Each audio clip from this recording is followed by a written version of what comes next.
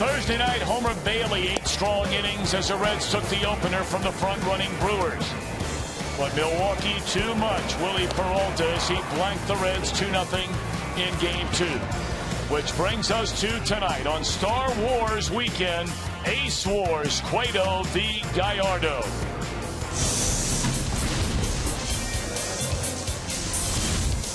And what a glorious weather night it is in downtown Cincinnati. A huge crowd on hand tonight. The Milwaukee Brewers and Cincinnati Reds in Game 3 of this 4-game weekend series. And hi again, everybody. Alongside Chris Welsh and Jim Day, I'm Tom Brenneman. Welcome, as always, to Reds Baseball here on Fox Sports Ohio. Two of the very best young right-handers in all the National League getting together here tonight. Well, not only young right-handers, but seasoned young right-handers. These guys have been around for a while, and each has taken the throne in their respective team as the ace of staff. Yovani Gallardo from Mexico, 185 starts in his career. He is over 500 by 30 games at a good earned run average. You compare him to Johnny Cueto from the Dominican Republic. We've seen him day in and day out, year in and year out. 17 games over 500 for Cueto. He is the ace of the staff here. This really has a chance to be a good one right here with these guys nearly the same age, being born just 12 days apart. Here they are facing off tonight at Great American Ballpark. And look at the start each of these young men are off to. Gallardo, the 5th lowest ERA in the National League. Johnny Cueto, #1 at a minuscule 1.15. Can you pitch any better than Cueto has so far? And yet 2 wins, 2 losses on the year. When we come back, we'll talk about some of the Reds who are ready to square off with Gallardo. Jim Day has that and more. You're watching Reds Baseball on Fox Sports Ohio.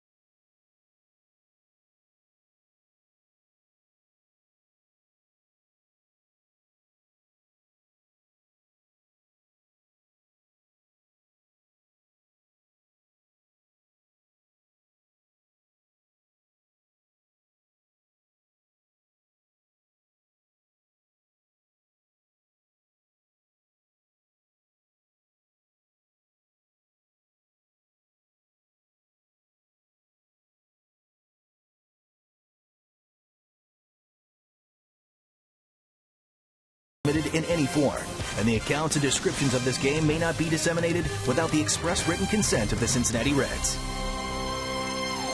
Hello, everyone. I'm meteorologist Scott Dimick. Johnny Cueto will be starting tonight on the mound. He's been great thus far. Let's hope he continues that streak.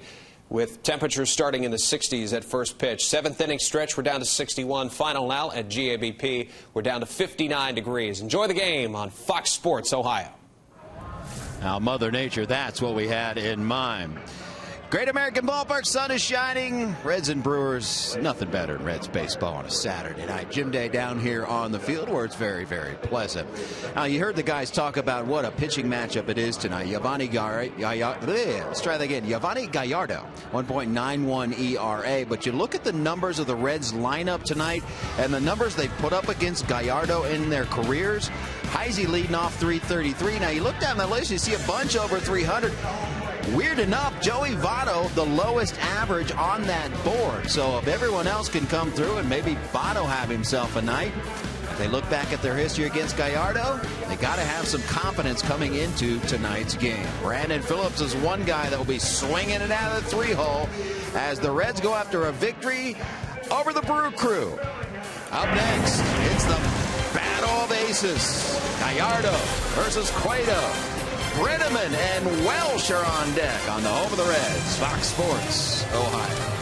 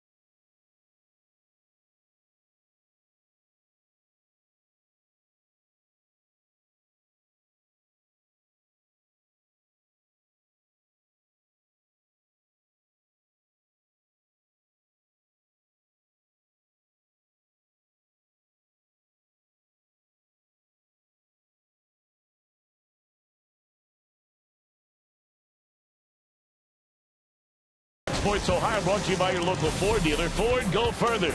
By Cincinnati USA Regional Tourism Network. Stay close to CincinnatiUSA.com. By AT&T, mobilizing your world. And by Skyline Chili. Feeling good. It's Skyline time. Well, what a night, what a night, what a night. In downtown Cincinnati, not a cloud in the sky, and the big crowd in for Game 3 of this 4-game series. The Reds and the Brewers. Ron Renneke starting lineup presented by Meyer. Reads as follows: Carlos Gomez, Scooter Gennett, and Jonathan Lucroy to starting. Aramis Ramirez down in third. Mark Reynolds has started first.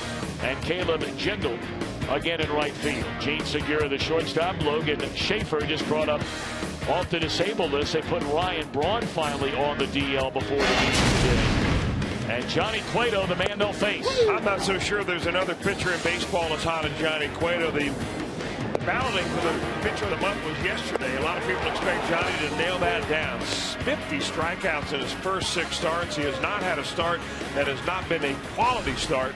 And he's the guy to really send out to the mound. When you need a stopper performance, Johnny Cueto is the guy to send out there. 2 complete games out of 6.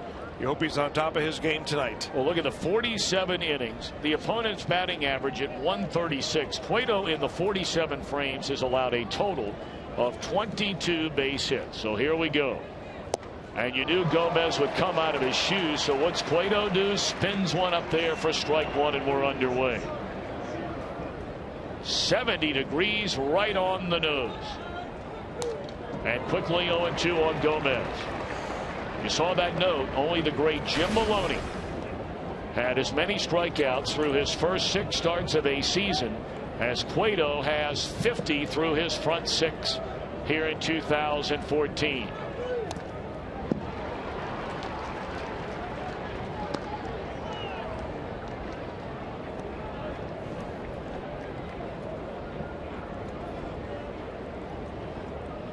Very nearly a full house on hand here tonight.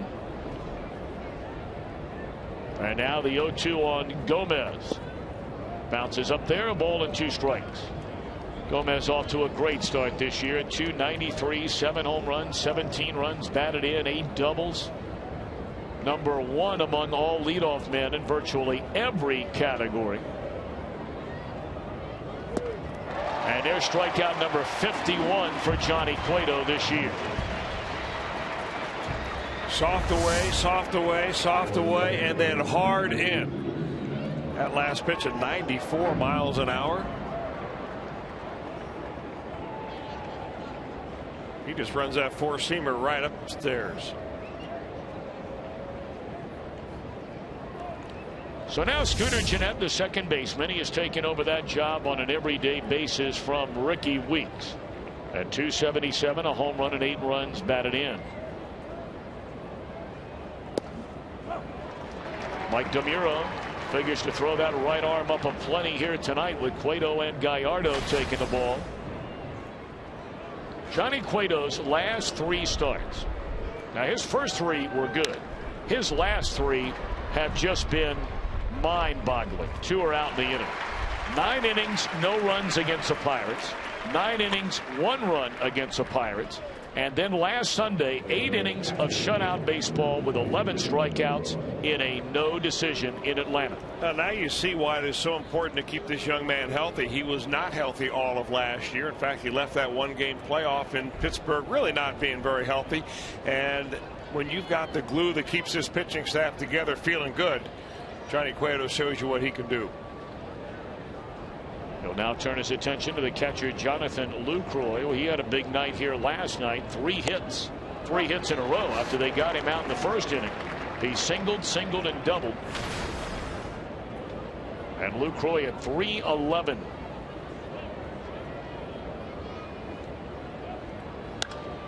In the air, Jay Bruce's way, and Johnny Cueto, ho-hum. 1, 2, 3. Reds will square off with Giovanni Gallardo when we return.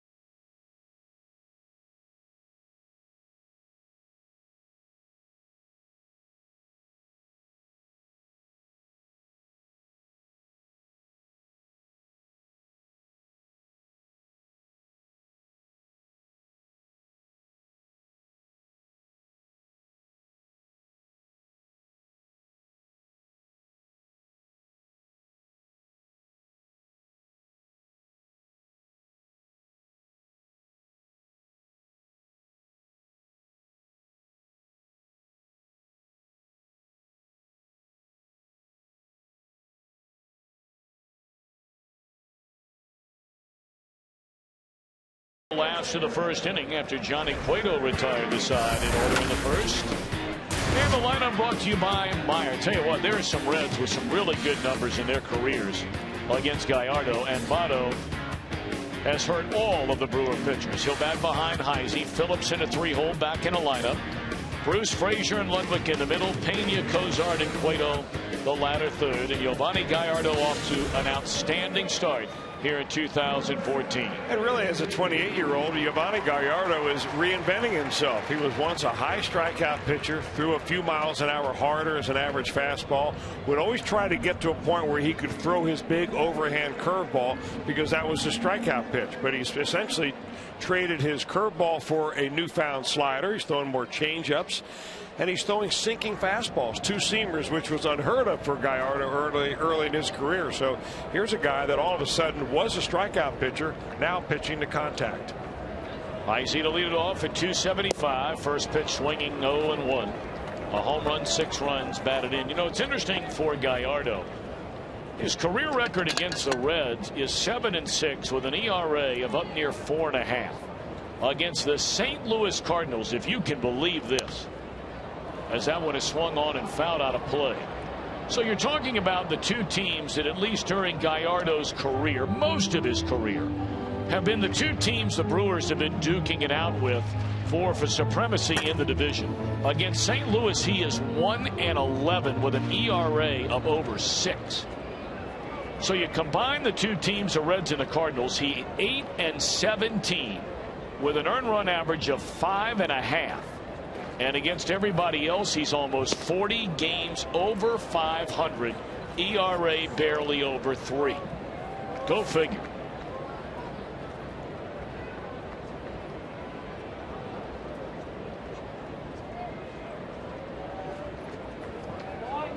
Two and 2 to Heisey. Now last year a little better against the Reds in 5 outings, a 2-1 record, a solid ERA.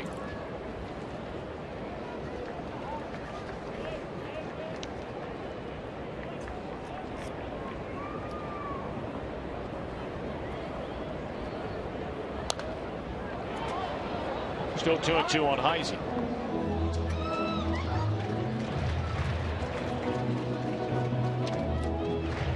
Votto waits in the on-deck circle, and then Brandon Phillips here in the Reds' opening inning.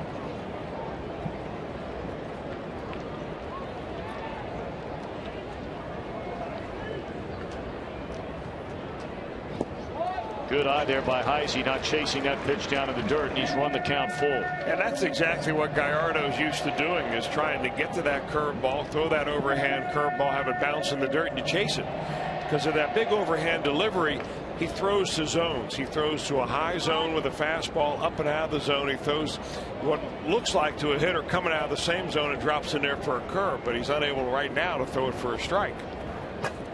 They all pitch to Heisey, and a jam shot right back to the mound. Let's take a look at the Brewers on defense, presented by your Ford dealers. Schaefer, the start out in left field, just brought up from the disabled list. Carlos Gomez in center, and Kindle again in right. Ramirez, Segura, Jeanette, Reynolds third to first, and Lou Croyd hanging the side.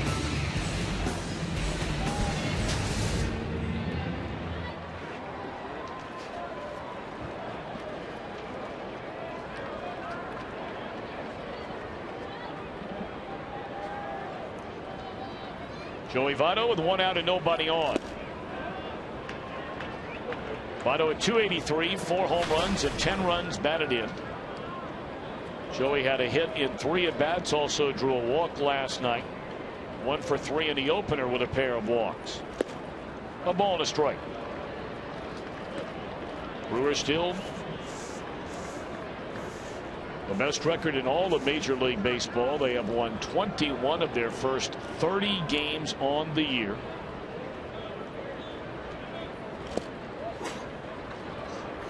You know, like a lot of pitchers, if you don't get Giovanni Gallardo early on, he decreases the chances of you getting him later. See the difference in earned run averages right here when you've got a 4.5 earned run average early on, and it goes down to under 1.5 later. means when he gets his groove, they start getting that breaking ball over. Foul away and look out down there.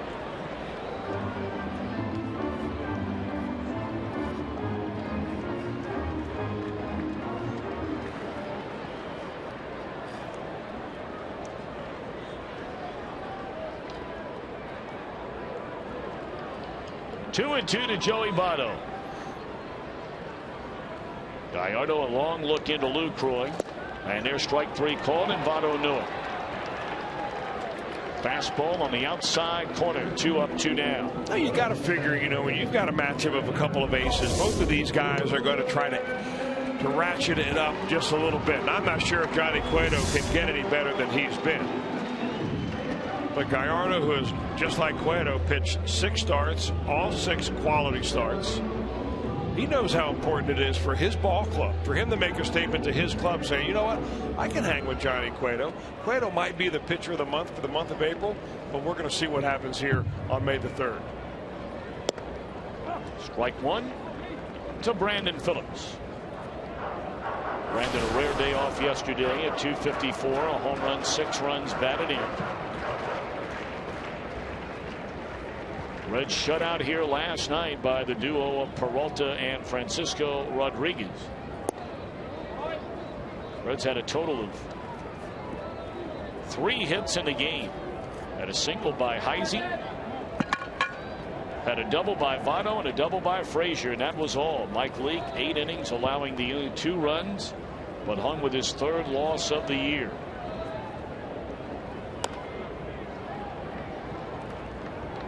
One and 2 on Brandon.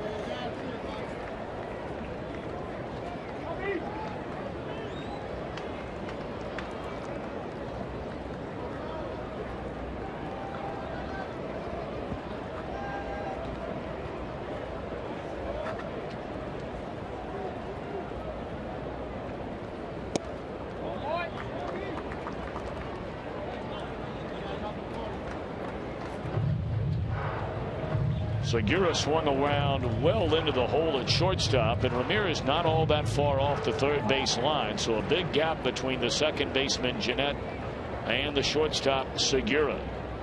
2-2 on the way, and a bouncing ball right at Segura, and the Reds, like the Brewers, gone in order in the 1st inning.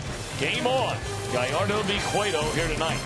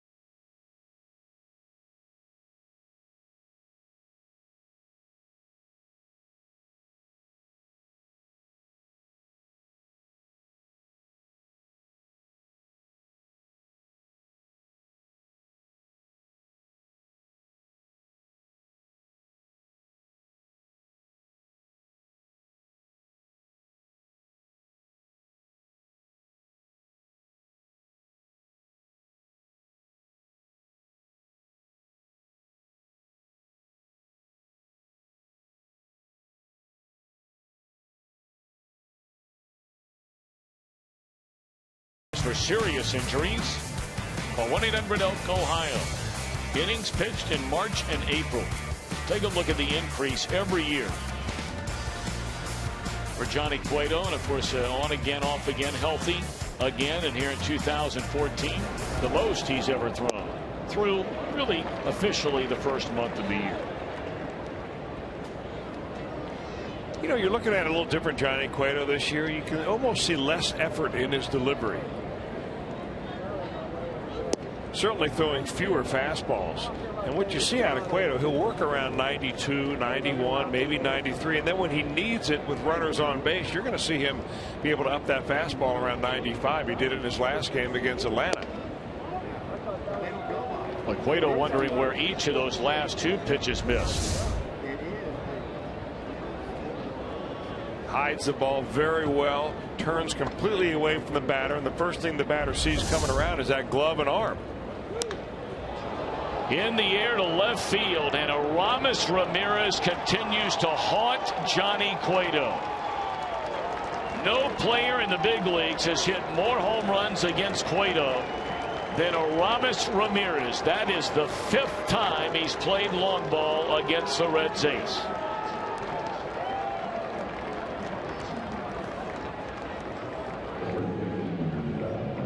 Well, for Ramirez, his first hit of the series, and his first hit in nearly 30 at bats, and he just stays back and hits a slider that stays up a little bit, and plenty of pop to get it out of here.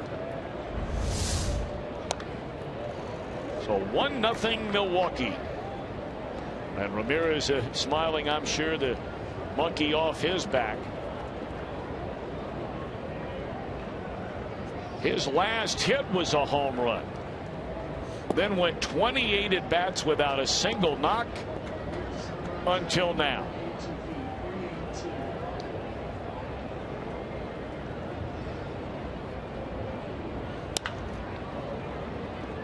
Reynolds on the ground to Todd Frazier for the first out here in the 2nd inning.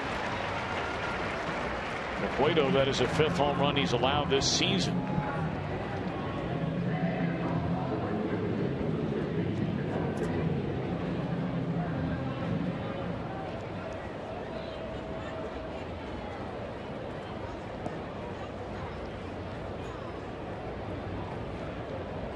Well, that home run really quieted down the crowd, though, did it not? I mean, nearly a sellout here. Maybe it's all kind of sitting back right now. We had a good crowd here last night, not quite as large as we have here tonight. They were looking for anything to get excited about, what with all the Star Wars festivities in and around this entire series, and just waiting for something to get started last night, and it never came to fruition.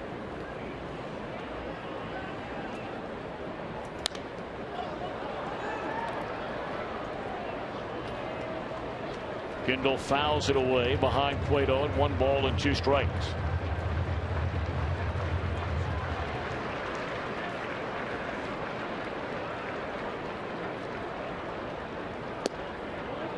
Just off that outside corner. Well, it's interesting, those 2 pitches before the home run by Ramirez, you could tell that Cueto was wondering exactly where they missed. Both of those pitches extremely close. Mike DeMuro, the home plate umpire tonight. Hunter Wendelstedt at first base, Mike Estabrook out at second, and the crew chief is Jerry Lane, the umpire, at third. Of the 7 runs total that Cueto has allowed this year, 7 in 40, nearly 49 innings. 6 of the 7 have come on home runs. And there's strike 3 called, 2nd of the night for Cueto. Look at the Reds defensively, and still without Billy Hamilton in center field after he injured his knuckles, 2 of them on his left hand, making that diving play the first batter, the first pitch of this series. So Heisey goes from left to center tonight. Ludwig to start out in left field. Skip Schumacher activated before the game today, and Roger Bernardino, we certainly wish him well, designated for assignment. We'll see what that means for Roger Bernardino. And also really for the Reds organization. The Reds hope that if he passes through waivers that he will accept an assignment to stay in the organization and go down to Louisville.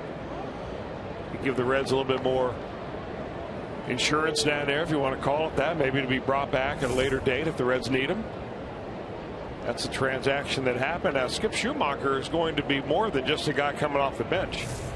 he'll get some starts. Maybe starting in center field or starting left field. He can play in the infield.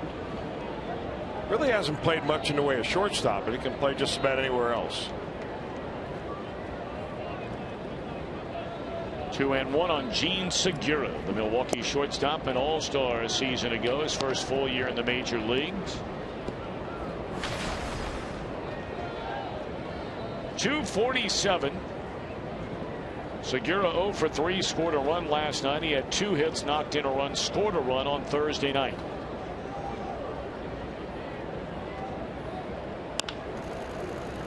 That's pulled foul, and the count is full on Gene Segura.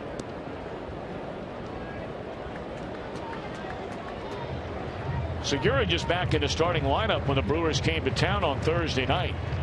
You may remember last weekend he got hit in the face while Ryan Braun, his teammate, was swinging his bat right along the top edge of the dugout. And there is strike 3 called. Wow, what a pitch by Cueto. But Ramirez plays long ball. Milwaukee 1, the Reds nothing.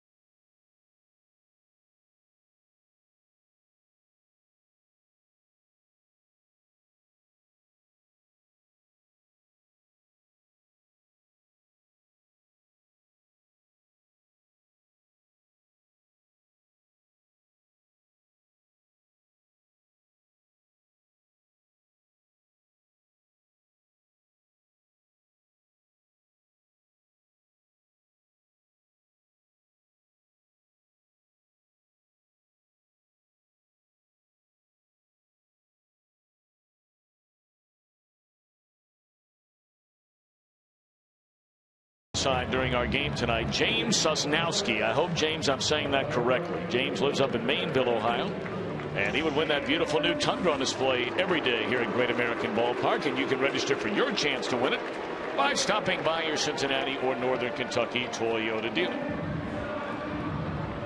A 1-0 Brewers lead on a home run by Aramis Ramirez. So now Giovanni Gallardo, who coming off a 1-2-3 first, will face Bruce, Frazier, and Ludwig in the second inning. Strike 1 to Jay Bruce. Bruce walked 3 times, scored twice, had a hit in the series opener. And Jay had a night to forget last night. 4 at-bats, 4 strikeouts, swinging. Well, one of the trends that I see about National League pitchers now facing Jay Bruce, they're trying to get him out with sliders and changeups down and in. He's reading them as fastballs and swinging over them. That's where all the strikeouts came last night. They're going to go back in there.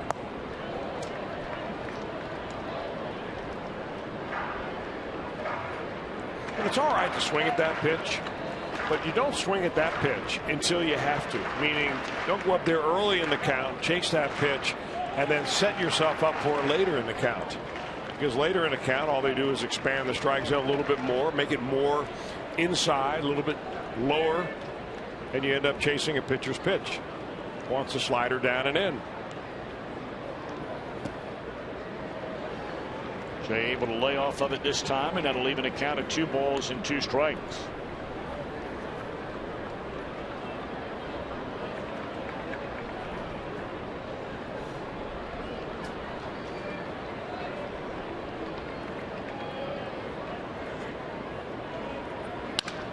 Broken bat, Roller, the second baseman, Jeanette. One away. Right now, folks, this is your last chance to guarantee your Homer Bailey no-hitter dual bobblehead with the Homer Pick 6 plan presented by McDonald's. If you buy it today, you pick 5 additional games of your choice and you save a ton of money. So hurry right now. The Homer Pick 6 plan is only available until tomorrow. To guarantee your Homer Bailey bobblehead, 513-765-7500 or visit Reds.com/pick6.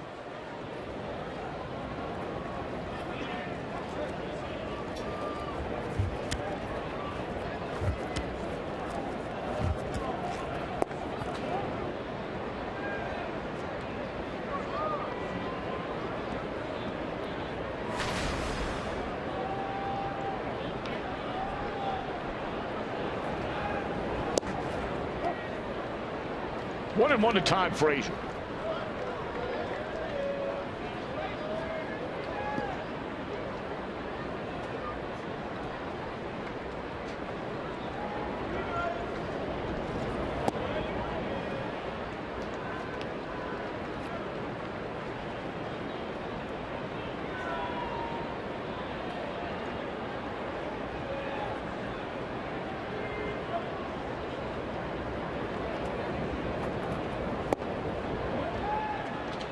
Just under the knees, 3 balls and a strike to the Reds' third baseman.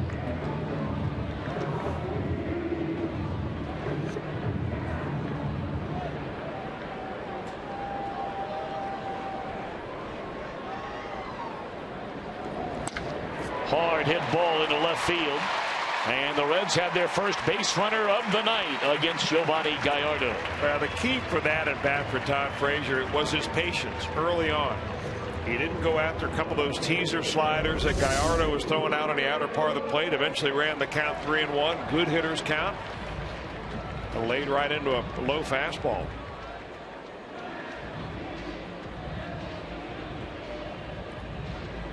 Well, that slow motion shot from Phantom Cam shows you that just about every time, and we showed you on a home run ball by Todd Frazier, that his hand comes off the bat immediately upon contact.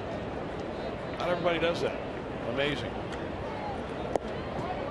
Now Ryan Ludwig, he had a night off last night as well. Started the series opener and went 1 for 4. He had a big 2-run single in that 5-run 8th inning against Jim Henderson. Reds winning the opener 8-3 before the 2-0 Milwaukee win here last night.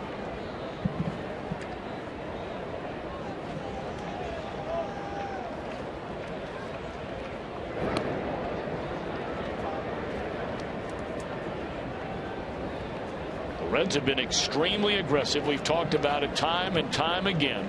By far and away more aggressive on the base pass than they have been as a team in a long time. That's in the air, but a sinking liner will be caught by Schaefer. 2 are out in the inning. The Reds have 30 stolen bases, and that ranks second in the National League, only to the Los Angeles Dodgers, who have 34 of them. Well, if you want to ramp up your running game, the guy on the mound for the Brewers tonight is the guy you want to do that on. He's given up 2 stolen bases this year without a throw him out, and 15 last year without any caught stealing. In fact, overall in his career, he's given up 74 stolen bases. Brewers catchers have only thrown out 20. So he's got that big high leg kick. He's delivered to the plate and not an especially quick move to first. One hopper right at the first baseman. That's all for the Reds. A trail. We go to the third. 1-0.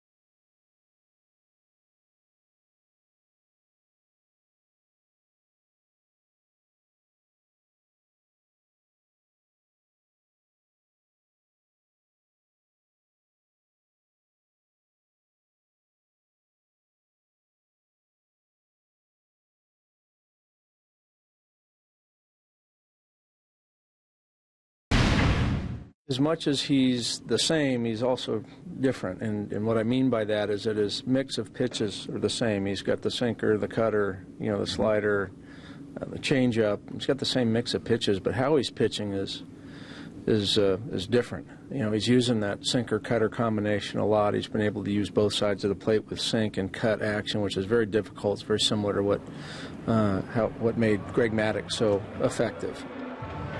And Jim Day back with you, and that is Brian Price talking about Johnny Cueto, and he said before the game, guys, that this is the best that he has ever seen Johnny Cueto throw the ball. Brian Price has been here since 2010. He said over this stretch, over April, never seen him better. And Chris Walsh, my question to you is, he's talking about that sinker and that cutter working both sides of the plate. What has been different that you have seen in the way that he's mixing those pitches that has made him so effective? Well, I think that Johnny Cueto's got better control of those pitches. In fact, Brian Price may not want to say it, but he's got 6 pitches that Johnny Cueto throws this year, if you include 2 different types of fastballs. He's got a sinker, he's got a four-seamer, he's got a changeup, he's got a cutter, a slider, and a curveball. And what I've seen out of Cueto is him pitching at like a 90% effort level until he needs to ramp it up. And that's the difference from Cueto from last year and years before until right now, because he's got such a great feel of where that ball is going. And when a pitcher has that going for him, combined with Johnny Cueto's arm, you've got something very special. Giovanni Gallardo, no easy out. He has been among the better hitting pitchers in baseball since he arrived in a Brewers uniform. This year, just 1 of 7.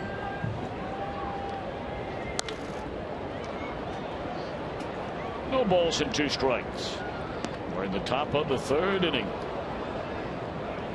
And Aramis Ramirez has accounted for the lone run of this game, a solo home run leading off the Milwaukee 2nd inning. And Frazier, nice play. That ball nearly behind him when he gloved it. 2 away in the inning. Looks like it's got a little overspin. He's got to make a stab at it.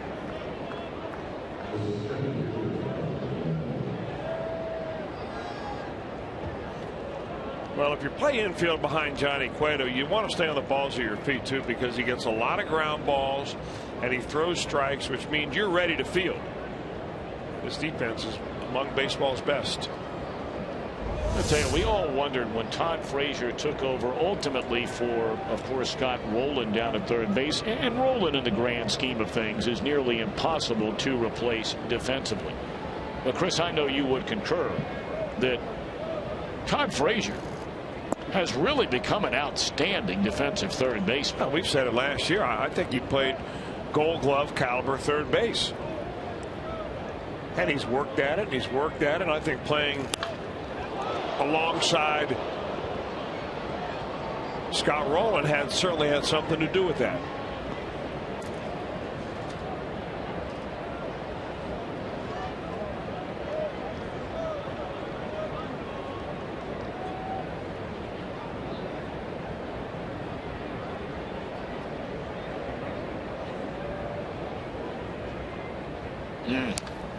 Young man down there in the stands got hit right on the back of the shoulder, up around the neck with that ball. He appears to be all right, but he is in some kind of pain down there.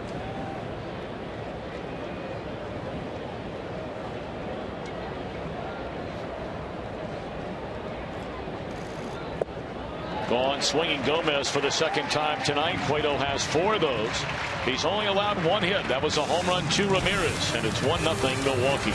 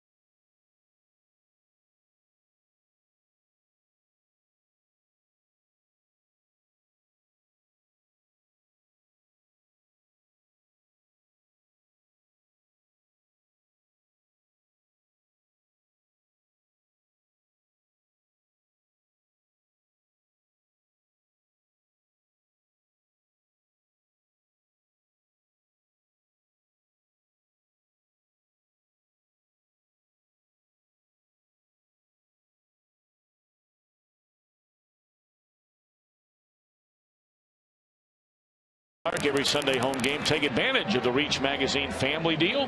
When one member of the family buys a full price ticket, they'll get the option to buy 3 additional tickets at half price. Every Sunday home game features kids giveaways. For tickets, call 513-381-REDS. Visit select Kroger locations or log on to reds.com/family. Big crowd, beautiful night in downtown Cincinnati. Reds trailing the Brewers 1-0. It'll be Cozart, Cueto, and Heisey. And Cueto might be wondering, are they ever going to score for me? It was his last outing. He went 8 shutout innings against the Atlanta Braves in a no decision. The Reds would lose that game in the bottom of the 9th inning on a Freddie Freeman base hit, 1-0. Cozart lifts one down the right field line, and room and foul ground for Jindal. Well, both of these pitchers can really get together and commiserate about each other's offenses, because as bad as the Reds have been when Cueto has been on the mat as far as scoring runs, the same for the Brewers with Gallardo. He's been 6 starts. Twice they have not scored at all for him. Once they've scored 1. 2 times they've scored two runs, and the most they've ever scored was the last time he pitched when he beat the Cardinals 5-3. They scored 5 runs while he was out there. That's a part of the game that starting pitching, especially, you just can't even think about.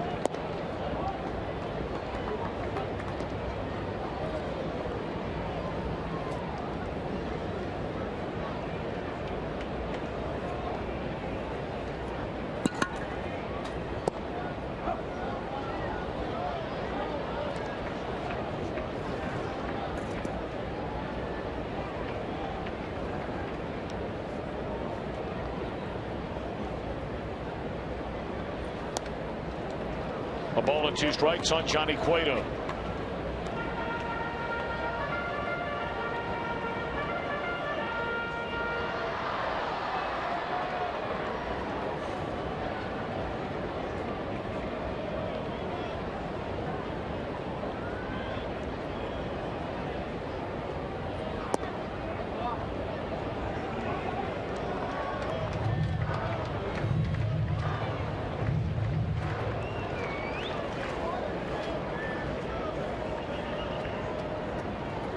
Two and 2 to Cueto with 1 out and nobody on here in the bottom of the 3rd inning. And again served out of play.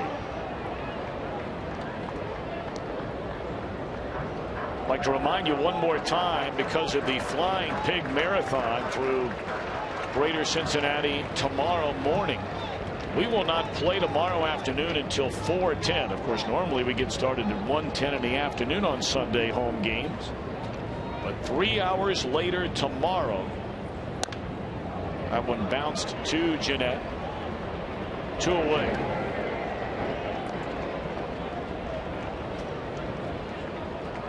Well, right now it's your time to tweet your photo using hashtag #OhioFanPhoto. You'll have a chance to show it in an upcoming game, and it's brought to you by AT&T.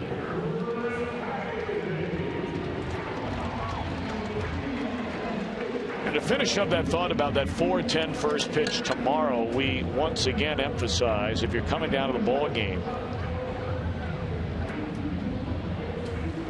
that a number of streets in and around the city will be closed off, and parking may be a little trickier than normal.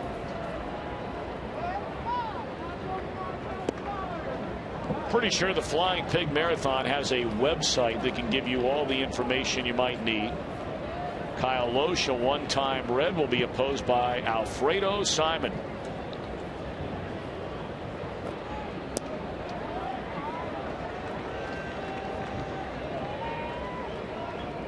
Starting pitching for these 2 teams so far this year has been nothing shy of brilliant, and that has held true in this series.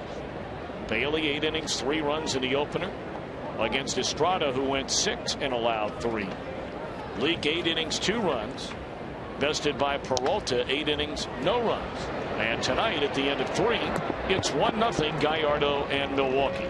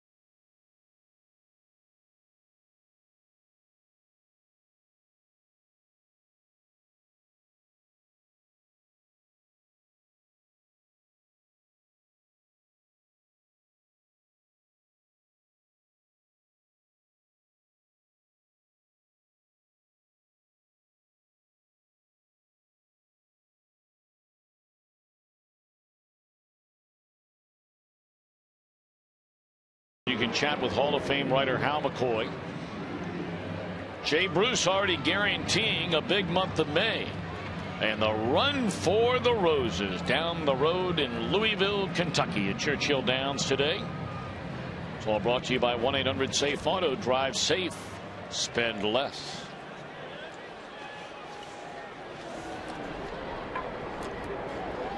One 1-0 Brewers. Johnny Cueto has faced one over the minimum. And the only Brewer to reach touched them all.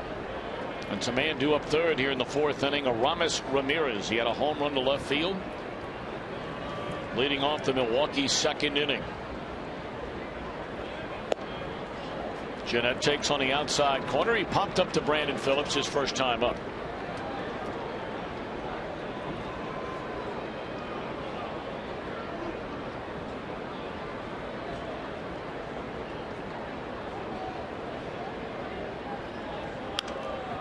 And he pops up to the right side, but this time it'll be Cueto to go get it.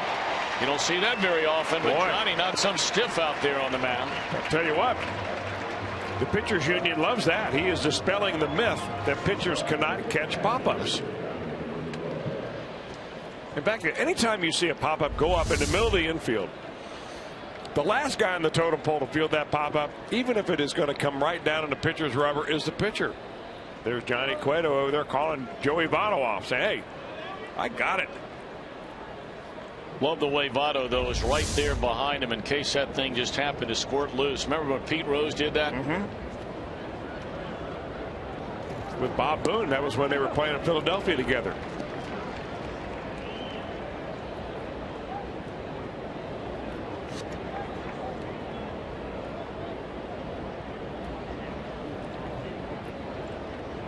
Luke Roy flied out to Jay Bruce, ending the Milwaukee first inning. Johnny, a long look into Pena, and now finally the okay, and the 0-1 delivery is strike two. Boy, just living on the corners. Not always just the corners, but the edges of the strike zone. 42 pitches in the game for Cueto, 31 of the 42 for strikes.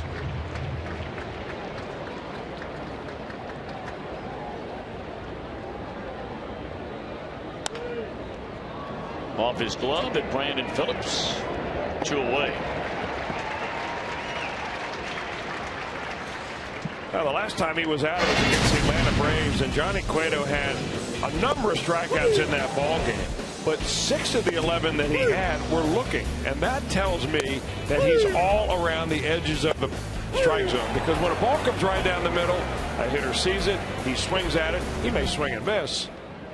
But if it's on the edge, you're not sure whether it's a strike or a ball. Those are the ones you take, and that's an indication that you are living on the edge, and that's exactly where Johnny Cueto's been. Ramirez chased one up and away for strike one. We brought up earlier, Aramis Ramirez has more home runs against Johnny Cueto than any other player in baseball.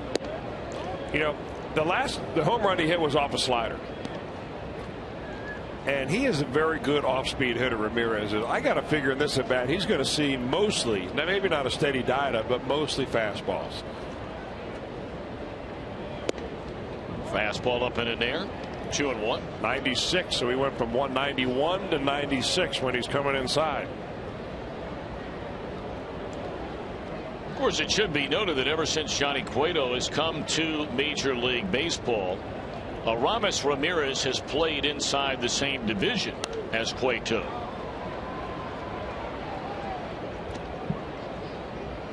So when you're playing a team 18, some years 19 times, goes to figure that sooner or later there's going to be one or two of those guys you're seeing year after year that are going to get you. And Ramirez is that guy. The other one, who had 4 home runs against Johnny Cueto. In fact, they're both still active. Andrew McCutchen, again inside the division, and now outside the division over in the American League, but a longtime Cub, Alfonso Soriano.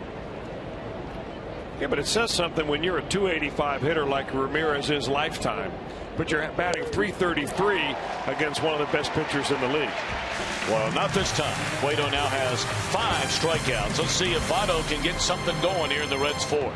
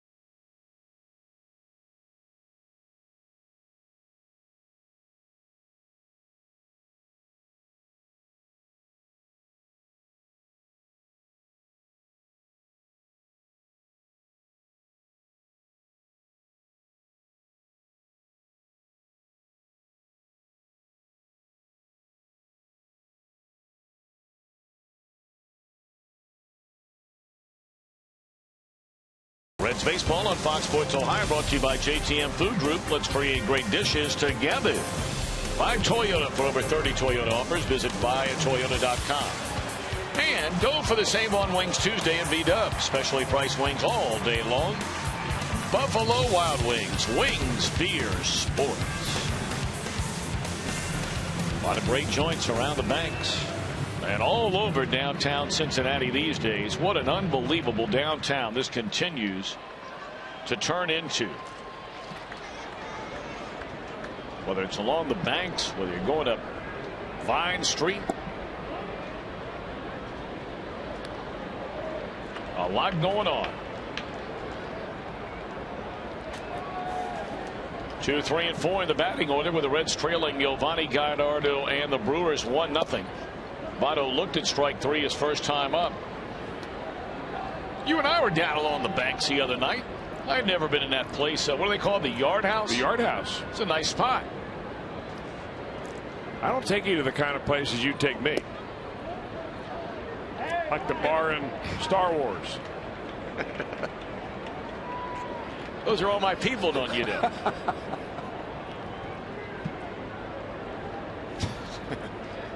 Well, you keep coming back to that bar. On the outside corner, 2-2 to Votto. What did Han Solo say about that bar full of what, slime and villainy?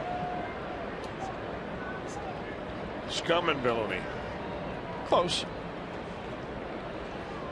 2-2 and 3-2 to Votto.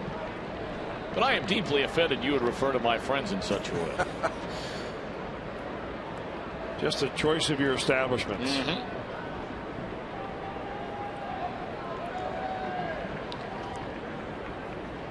Brandon Phillips waits on deck, and then Jay Bruce. Payoff to Votto. One away in the inning. Only Reds base runner was a one-out single by Todd Frazier in the second inning.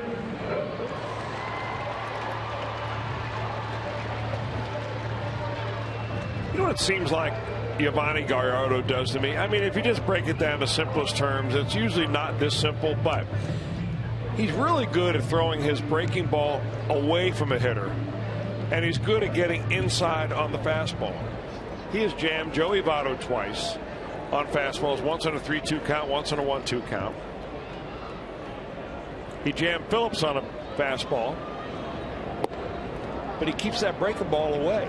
So we get you looking away, and all of a sudden he zips that fastball right under your hands. Gallardo has only surrendered 3 home runs so far this year, and that recipe you just referred to is a very good one for not allowing the long ball. 2-0 to Brandon Phillips.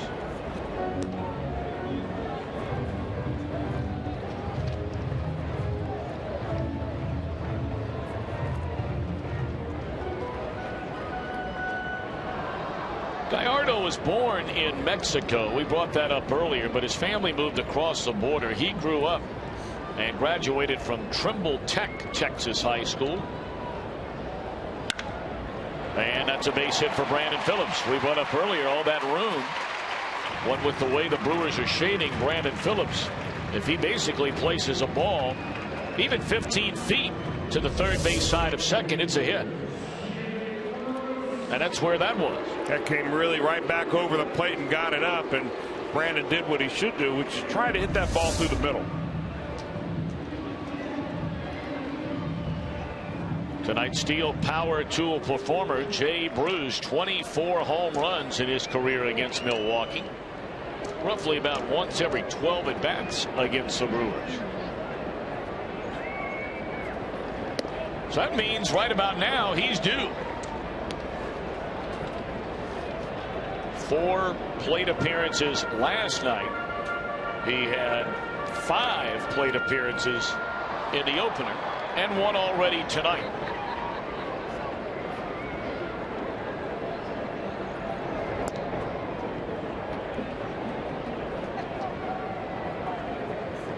With all the running the Reds have been doing, Brandon Phillips is still not in on the act. And of course, at one point in time in his career, Phillips was automatic 20-20.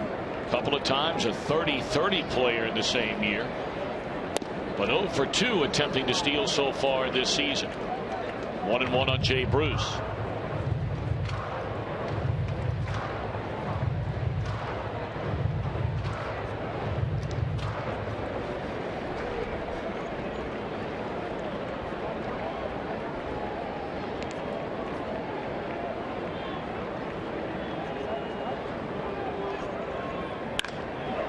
That one ripped into right field. That'll be a base hit. Phillips will slam on the brakes. And the Reds have 2 runners on for the first time in an inning tonight, and Frazier coming up. Now that's a little bit more like it for Jay Bruce. He gets a fastball up and he takes advantage of it. You see where Jonathan Lucroy wanted that pitch. He wanted to jam him inside, and he got out over the plate, and Bruce lays a rope.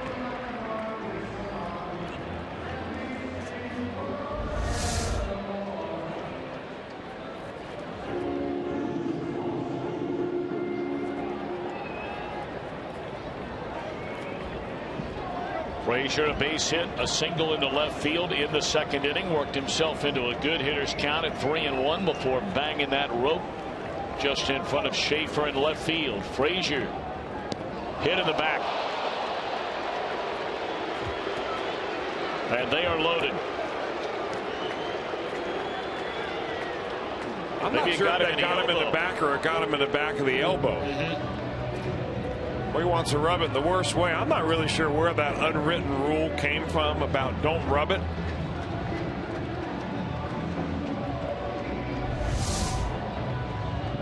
We're going to take a look at this pain in slow motion.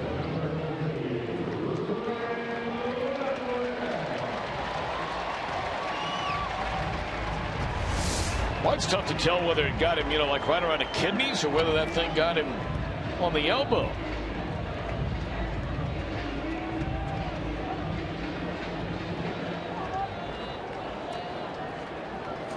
Well, a painful way to reach base, but the Reds have him loaded for Ryan Ludwig. Down 1-0 here in the bottom of the 4th inning.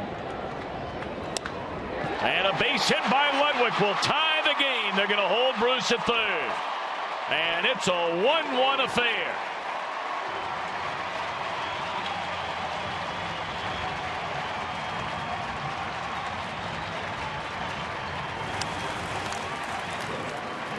Being very aggressive, Ryan thinking, hey, he's got to come after me, right? Bases are loaded. Looks like he throws a slider downstairs, and Ludwig goes right down there to find that hole between third and short.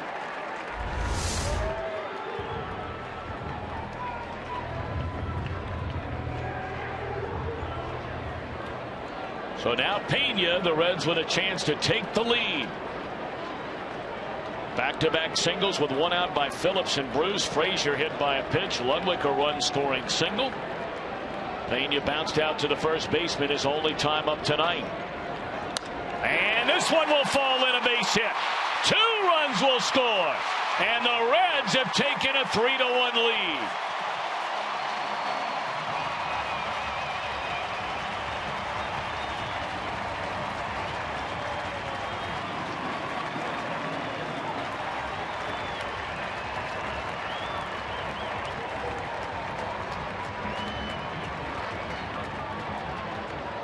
Well, in the course of 3 pitches, Yovani Gallardo has gone from having 2 runners on base, runners at first and second, to having given up 3 runs and 2 hits in 3 pitches. And a hit batter.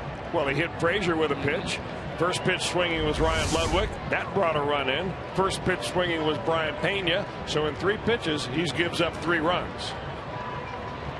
All to different hitters.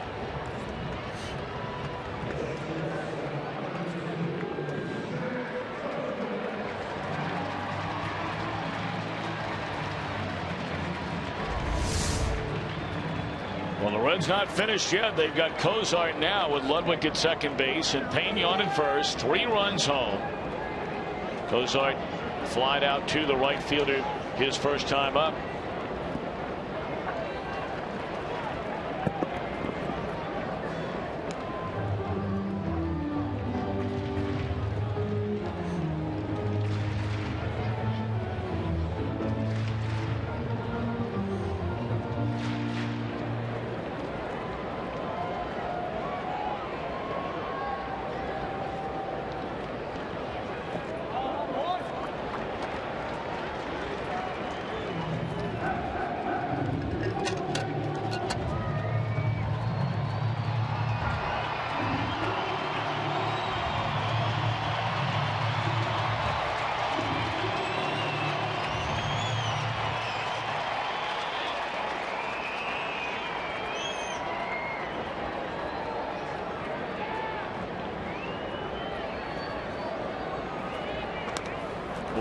Pitch to hit right there and fouled it over the screen out of play. 2-1 to Kozart. Now that ball ran in on him a little bit, even though he wanted it down and away. Gallardo now really missing his spots. Reds making him work here in the bottom of the fourth.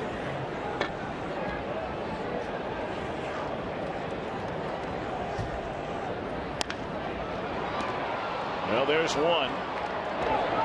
And the throw is by the first baseman. Pena going to go to third. And the inning will continue.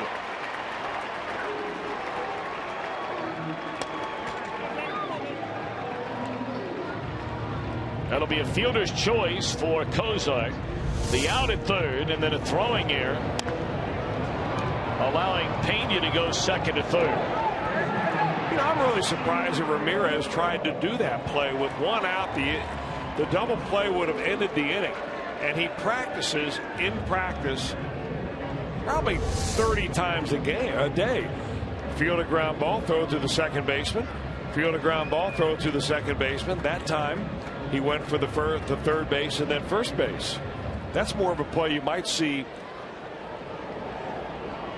with nobody out rather than with one out. All right, now Cueto, the runners on the corners and 2 away, and Johnny down, strike 1. A 3-run fourth inning. All coming after Gallardo retired. Votto to start the inning on the ground ball to second base. Singles by Phillips and Jay Bruce. Frazier hit with a pitch. Ludwig an RBI single to tie it. Pena a 2-run single the other way to break the tie. 1-1 to Cueto.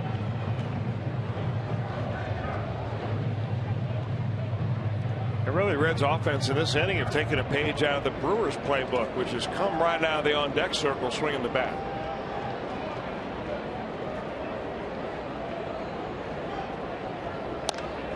Cueto hits this ball hard, but into the mid of the right fielder. A 3-run fourth. Cueto staked to a rare lead. 3-1.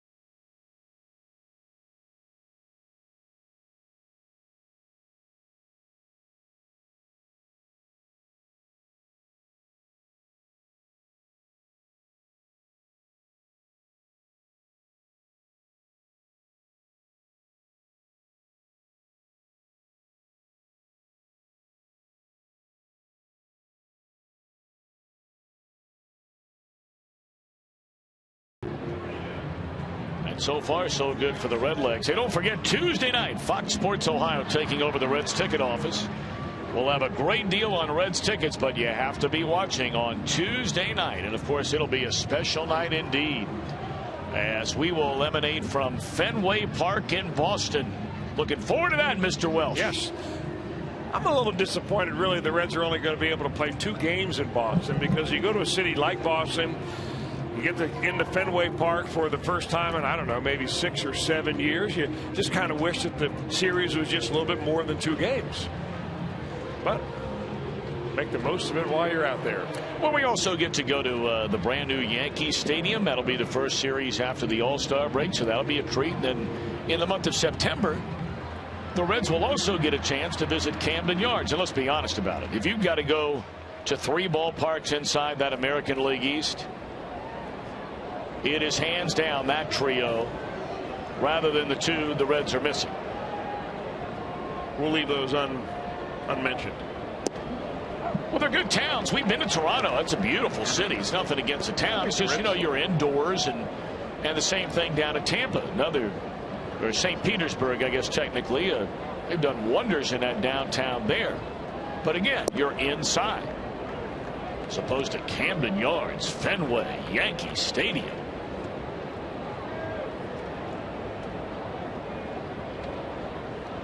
One and one to Mark Reynolds. So Cueto given a 2-run lead as his offense strikes for 3 in the bottom half of the 4th inning. It really is amazing when you look at Cueto's starts this year, and the lack of run support is just it's just mind-boggling. He lost on opening day 1-0, so 0 in his first start. They scored 3 for him on April the 5th, 0 again on April the 11th. They managed all of 4 runs in 2 starts, 16th and the 22nd, and then his last start, none. So in 6 starts, 11 total runs scored while Johnny Cueto has been in the game, and 3 of the 6 goose eggs. I wonder if there's something to that. You know, Johnny Cueto. High towering drive, and this one will sail way out of here. Boy, he's got some kind of power. He really does.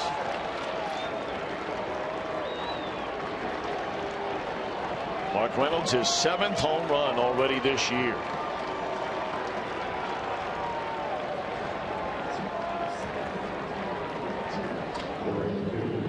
So just like that, 3-1 goes to 3-2. You know, watching Mark Reynolds in batting practice, I mean, he was just up there swinging for the fences, just like he does during the game. He doesn't change his swing depending on the count. Really, depending on the pitcher, he doesn't matter.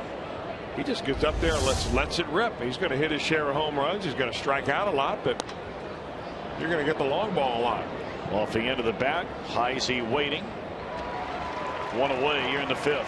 You know, the point I was going to make about Johnny Cueto is that I wonder if there's something to the fact that the really good pitchers sometimes don't get a lot of run support.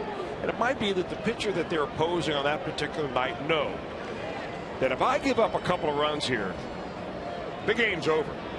Because there's no way that Cueto's going to give up a bunch of runs. So I wonder if they don't tighten up their game a little bit.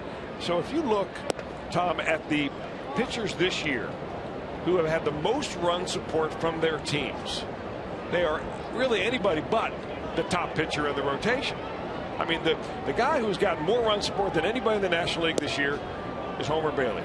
Next comes Juan Nicasio. Then Henry Mejia, Dan Herron, Jorge De La Rosa. We're not talking about Cliff Lee or Greinke or anybody else. We're talking about guys who are somewhere else in the rotation other than the top. And I really think that the opposing pitcher really gets after it when he's got Johnny Cueto on the mound. Glove side for Frazier. He'll throw out the hustling Segura by a step. 2 away.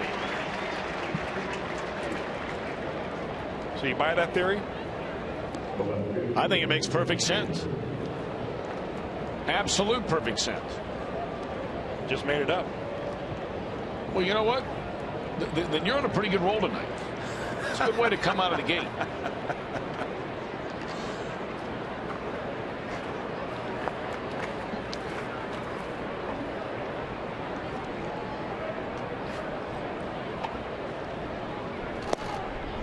Here near a strike.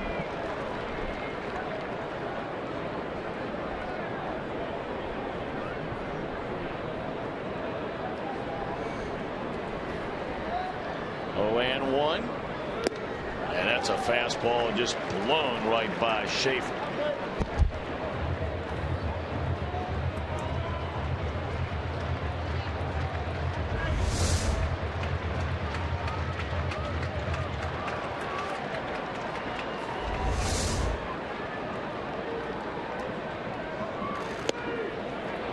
Oh, man. It looked like Mike DeMuro, the home plate umpire, is ready to throw that right paw up in the air. Man. Well, I think what's deceiving there is how far outside Brian Payne is sitting. Way out on the corner. 1-2 to count on Schaefer.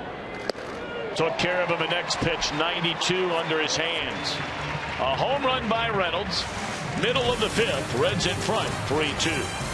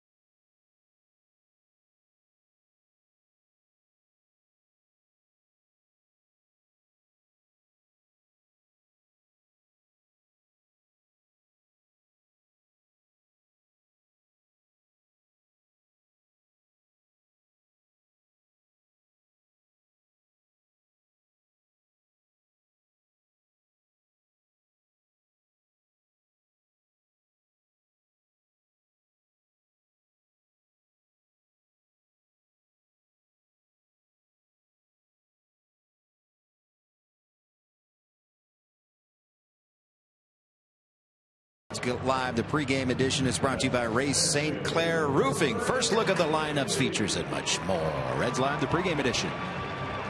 And Jim Day back with you, and let's give you the Aroldis Chapman update, because today made his second appearance, and this appearance nearly gave Brian Price a heart attack. Not because of the results. You look at the results, they were good once again. He threw 16 pitches today and came out unscathed. Now, what happened today was there was an internet glitch. Brian Price was following along on the minor league baseball site, and it showed that he threw one inning. He said, okay, fine. And then it showed that Aroldis Chapman was throwing the second inning. He thought, okay, he only threw 16 pitches. Maybe he just talked him into going out for the second inning. Then it showed Aroldis Chapman pitching the third inning, and that's when he got alarmed, wondering if he was going to get a starter or a closer back after this rehab assignment. But it turned out it was a mistake on the internet. He laughed it off, but for a moment there, he was a little frightened that he was going 3 innings, guys. How about that? Hey, that's my excuse, too. I blame it on the internet. I hadn't thought about that one. Straight up in the air off the bat of Heising behind the plate. I guess that takes the place of my dog ate it. Yes, it does. But students are still trying to pull that off, too.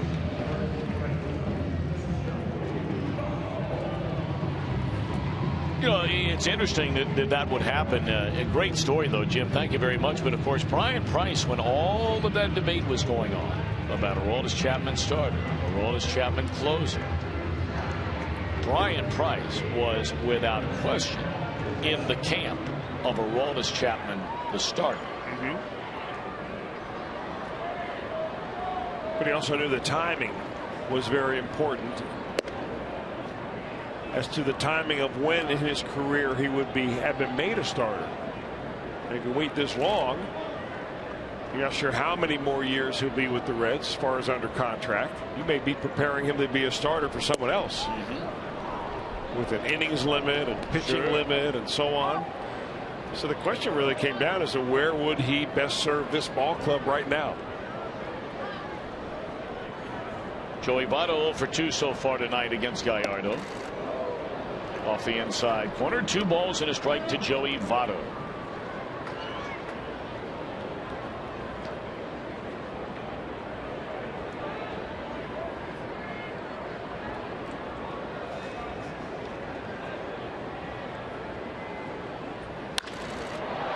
And ball in the air at the left fielder.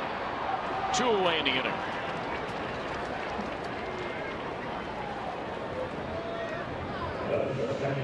Well, if you arrive early tomorrow, if you're one of the first 20,000 fans, you'll receive a Star Wars poster. Reds and the Brewers. And tickets are available. 381 REDS.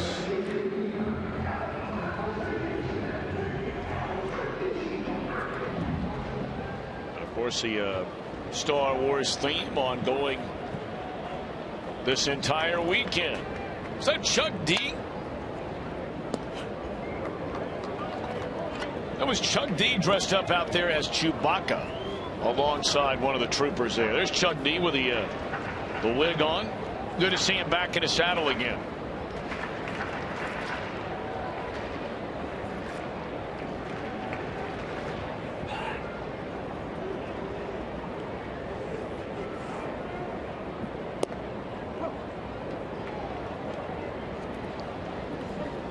Phillips with 1 away in the 4th inning started the 3-run rally. Had that base hit back up through the middle and scored the first of the 3 runs. He scored on the base hit that tied the game by Ryan Ludwig. It's a 1-run affair here in the bottom half of the 5th inning. And right back up the middle again. So a 2-hit night for Brandon Phillips. Well, after a night off, maybe Brandon comes back a little bit rejuvenated. The formula of hitting the ball at the middle worked so well last time. He did it even better this time, right through the box, and nearly undressed Giovanni Gallardo on the way. Another fastball out over the plate.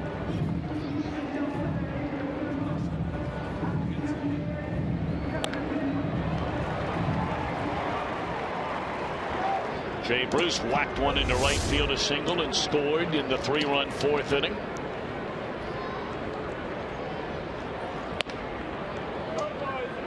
Challenged away from Bruce, and he came up empty.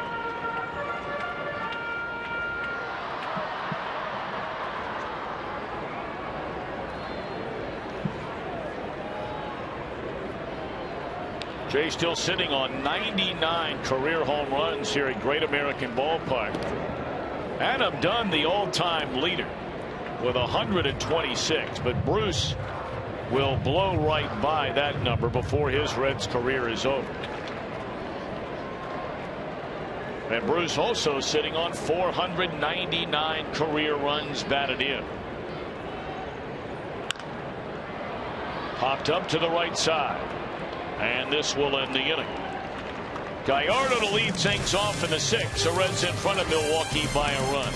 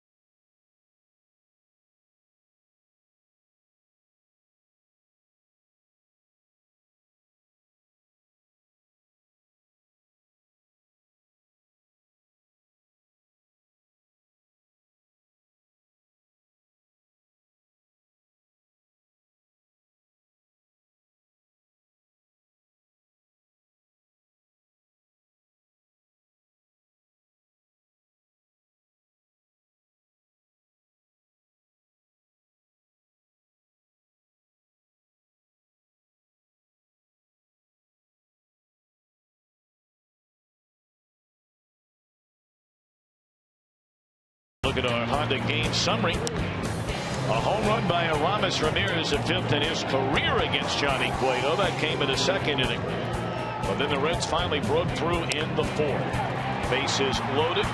game-tying single by Ryan Ludwig. Very next pitch, Brian Pena drops one into left field, plating a pair. Brewers got a run back in the 5th inning on a long one by Reynolds. And you're up to speed as we begin the 6th inning. Cueto against Gallardo on the mound. Cueto against Gallardo to begin the inning. Strike one. And the Reds have nothing but singles, and the Brewers have nothing but homers. Speaking of home runs, this guy can go deep on you. He's got 12 career home runs. Gallardo does. Hit 4 in 1 year a few years ago. 1-1 to Gallardo. And it's off the outside corner. He is bounced out to third. His only time up.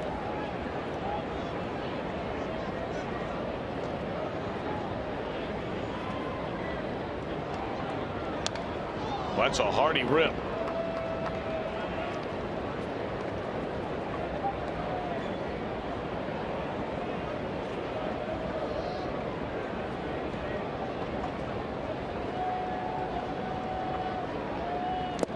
Got him swinging. 7 of them in the game now for Johnny Cueto.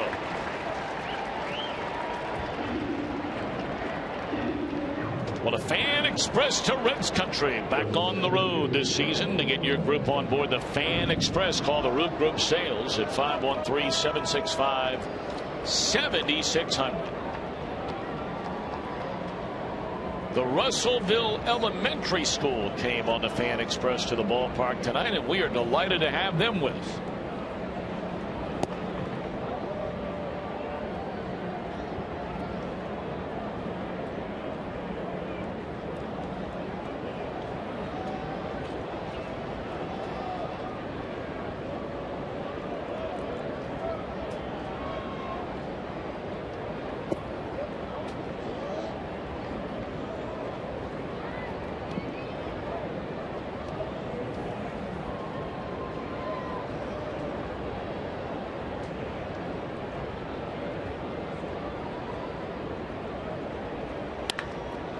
Line drive off the bat of Gomez and caught by Frazier.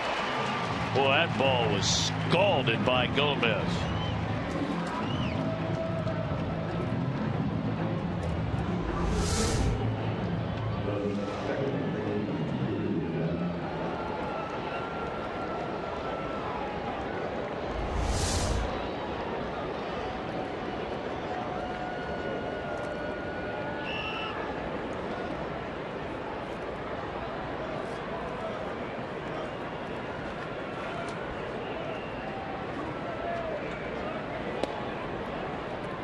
I was wondering about Russellville Elementary coming in on the Fan Express tonight.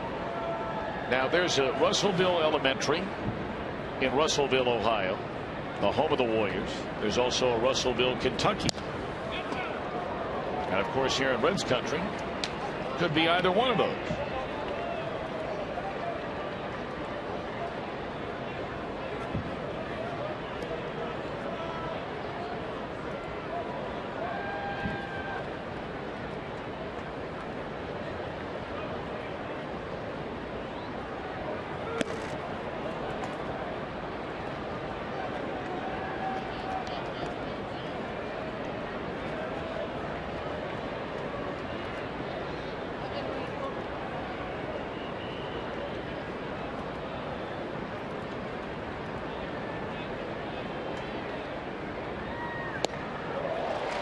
Two and two on Jeanette. Yeah, what we're seeing now, the third time through the lineup, is Johnny Cueto dropping that little changeup on him. We've not seen very much of that so far in this ball game.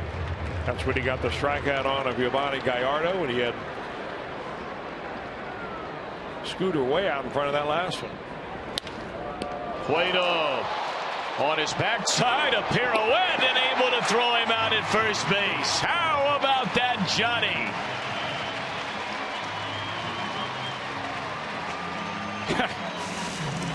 Hopefully he's all right.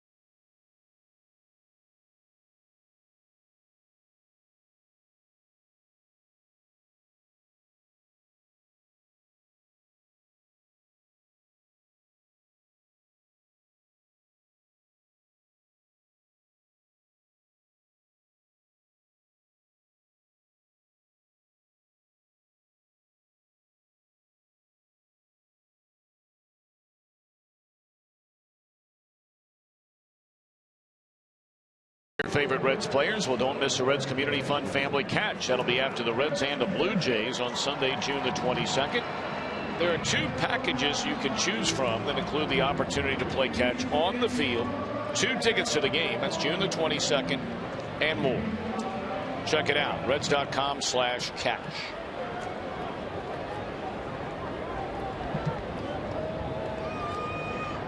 Johnny appears to be okay after stumbling, bumbling, and rumbling around on that mound to try and throw the batter out to end the inning.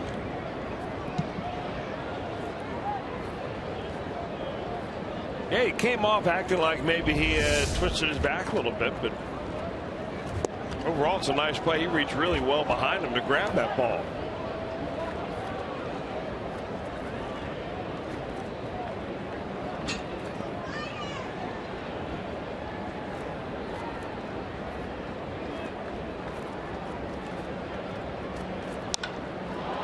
Frazier drives one to right center field and caught in front of the wall. Man, the ball sounds so good coming off his bat.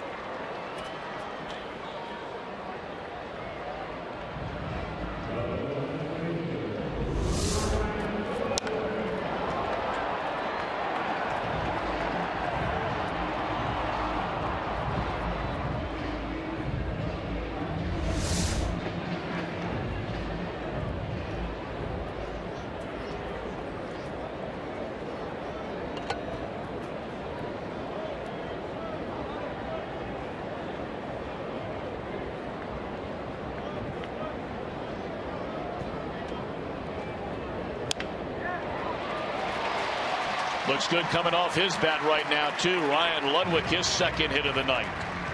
And he hit the ball hard his first time up and out right at the left fielder. Seeing it big and swinging it nice.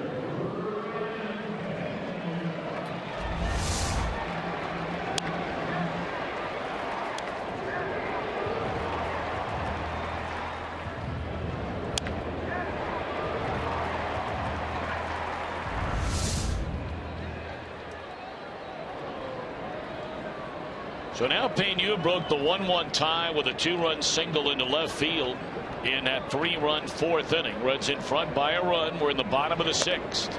Up and away.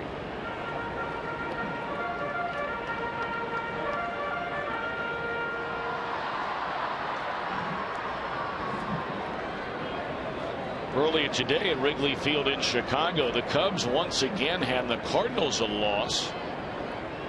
In fact, the Cubs shut them out today by a final count of 3-0. A 0-0 game until the Cubs came up with a pair in the 6th. Arrieta came off the disabled list, was the starter, but by the time they scored, Schlichter came on to give the final out in the top of the 6th inning. And the Cubs, behind Schlitter out of their bullpen, came on to get the win. We saw Schlitter in a series here earlier in the week. Cardinals are now a game under 500. That's another team offensively that is really in a funk. Runner going down the right field line. Ludwig on his way to 3rd, and he'll be stopped right there. Pena, another base hit. And now they're on the corners with only 1 out. I'm not so sure they even can think of where to try to defense Brian Pena. His first hit that drove in 2 in the 4th inning was down the left field line. This one he rips right over the first baseman's head. Giovanni Gallardo trying to get it in there. That ball coming right back over the center of the plate. Tell you what, though, Chris, you know, and the Reds obviously have had games last night where they really have a hard time on offense. They've been a very inconsistent offense. But this style of play under Brian Price is so dramatically different from where the Reds have been in a long time. Oh, you're right. When's the last time you saw Ryan Ludwig on the run with your number 7 hole hitter at the plate? Well, Brian Price just said it right from the very beginning when he got that job, that he was not going to sit around and see the same thing over and over again not work and expect it to change.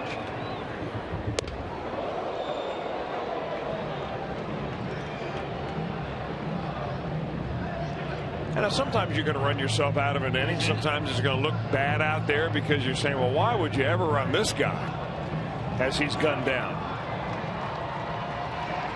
But even when it doesn't work, sometimes you've got to appreciate the fact that you're trying it.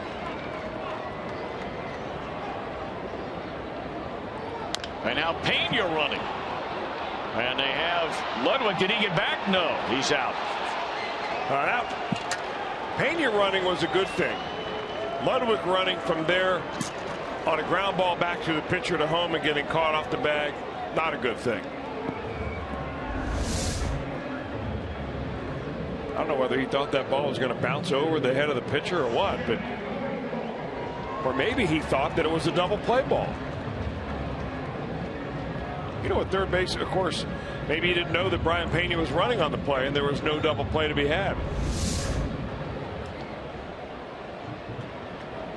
Whatever, the Reds lose a base on that exchange.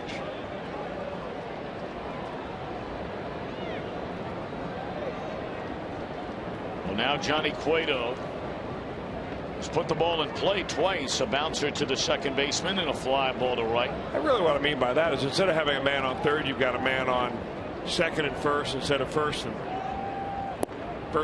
third or second and third. Now base hit would mean maybe two because Pena was running, but that means there has to be a base hit by Johnny Cueto.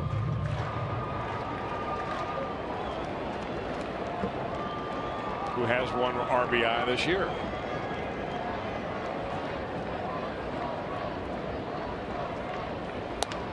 And that's into right field to him. They're going to wave around Pena. The throw way up the line. And Cueto makes it a 4-2 game. And he gets into second base.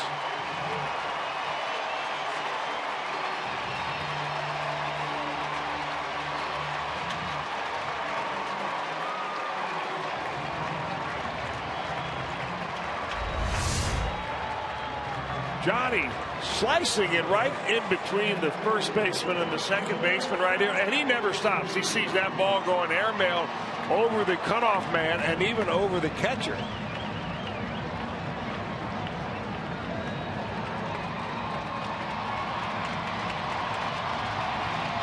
Well, now you have a chance to make life really tough on these Brewers.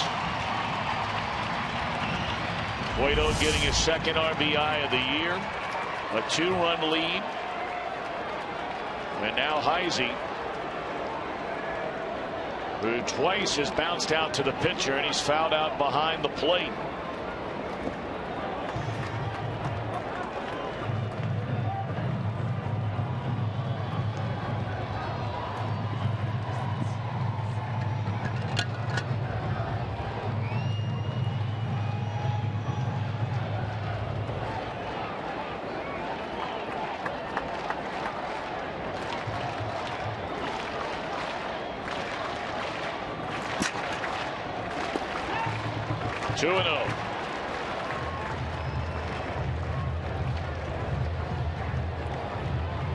And once again, here the Reds are against a guy who's having an outstanding year in Gallardo.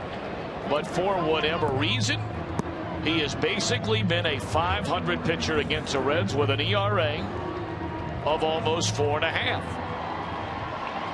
A lifetime, he has 7 wins and 6 losses, and the team, when he pitches those games, are 9 wins and 11 losses. 2-0 to Heisey. Cueto's got to be careful out there. He took a lead. By the time he got his secondary lead, he was all the way out to the shortstop.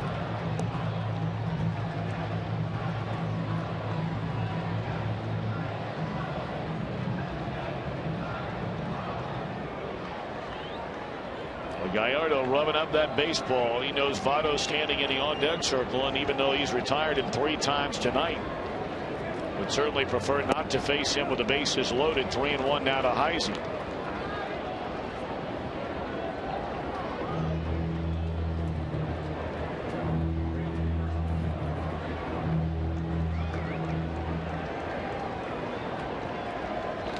Brewers have action in their bullpen. Tyler Thornburg, a right-hander, begins to throw. And there's ball 4, and they're loaded for Votto.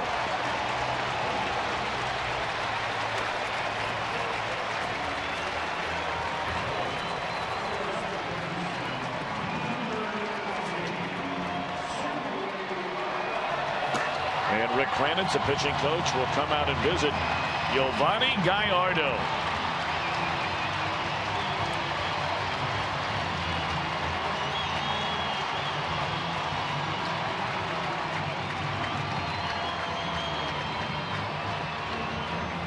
We brought the numbers up earlier, but I mean, they certainly bear repeating. It is just amazing how good Gallardo has been against everybody in baseball. Interleague, all the teams in the National League, except for the teams that basically, since he's come into the big leagues, are duking it out with Milwaukee to try and get into the postseason. 1-11 against the Cardinals, and 1 game over 500 against the Reds. And now Votto with the bases loaded. Straight away center field. Gomez at the wall, inning over. Reds get 1 back. Cueto taking matters into that back. 4-2 Reds. We're off to the 7th.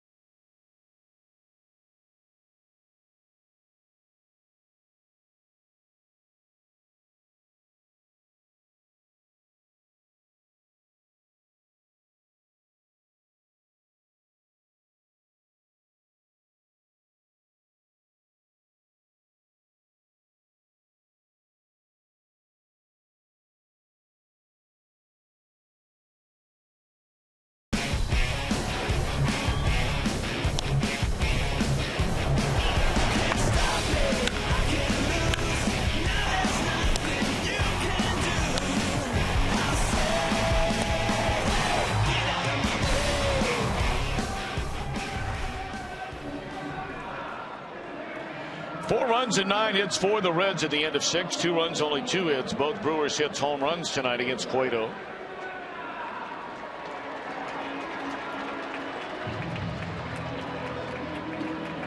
And Johnny set for this top half of the 7th inning.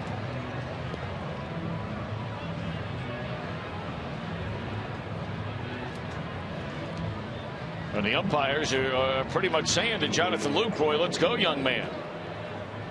One of the things they have really tried to emphasize.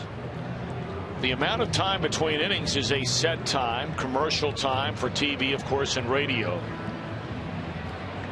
But they want the hitter out of the dugout, in the on-deck circle, and in the dirt area of the batter's box when it is time to get it rolling. And not only at the beginning of the inning, when it's your time to come to the plate. Yep. The biggest offender is not one player in particular. It's walk-up music. Players have to stand in that on-deck circle and wait for the second stanza of their walk-up music before they finally make it up there. What would be your walk-up music? Or you know, if you were coming in from the bullpen, or if they had music when you were starting, a song you played before the game came on? I think we've covered this, but I'll tell you again. I'm old school, so we're going with the Stones. Satisfaction, like Can't Get No. Very nice. Because all you need to hear is the first couple of notes of that song. You know what it is, and I'd be right in the batter's box.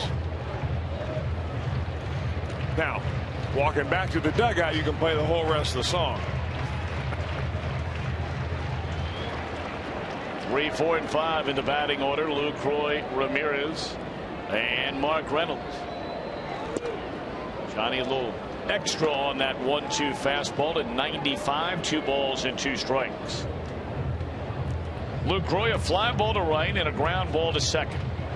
We are in the top of the 7th inning on this Saturday night at Great American Ballpark in Cincinnati.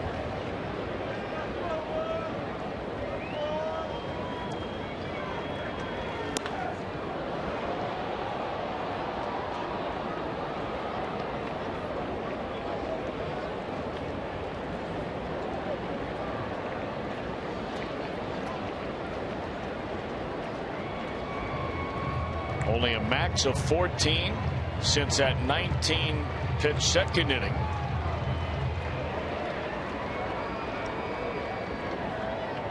And a 2-2 coming. Routine ground ball to Kozak. And Lucroy retired for the 3rd time tonight.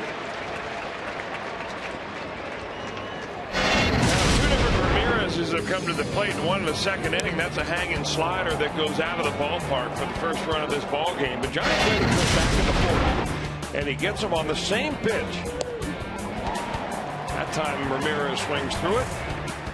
Looked almost like the same location. Just goes to show you, sometimes you hit it, sometimes you don't.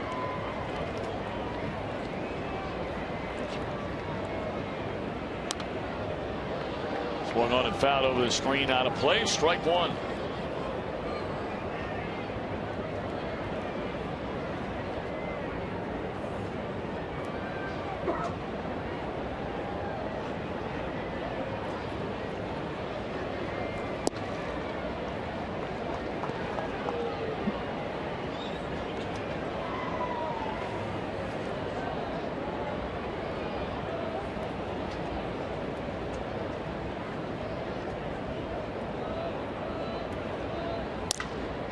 Shattered back on a fly ball at Heisey in short center field. 2 away. Well, it resulted in a fly out. It was a 3-pitch at bat. Let's take a look at it again. Our Mazda pitch by pitch. Fastball up and in, and then misses with a breaking ball, but he's going to come right back with another breaking ball. That one down and away, and an easy fly ball to center, and Aramis Ramirez will get a new bat. 8 in a row retired by Cueto since the home run by Reynolds. Only 2 base runners in this game for Milwaukee. That's it. The home run by Ramirez to begin the 2nd inning, and the home run by Reynolds in the 5th. So Cueto has gone through this entire game and not thrown 1 pitch out of the stretch. Not one. You know, I wish that was one stat that I wish that teams would, or not teams, Major League Baseball would track. In the stretch and out of the stretch? Number of pitches a pitcher throws out of the stretch versus out of the full windup. Well, you know, when you look at a guy coming into this game, and let's tack on the innings tonight, 53 innings. Cueto has now pitched this year. He has allowed 24 hits. So you're not working out of the stretch all that often. Cueto's not walked a batter tonight. He has walked 14 in those 53 innings. You know, you do math like I do. Fingers and toes. When I'm on my socks. When I'm looking for a number of how many pitches out of the stretch, you say not that many. I like that. That's easy. That's close enough for me. Everything else turns difficult quickly. We were probably both good at estimating. They don't grade that way. 1-2. Oh, doctor. Oh, doctor. Fastball 96 on the outside corner by Cueto.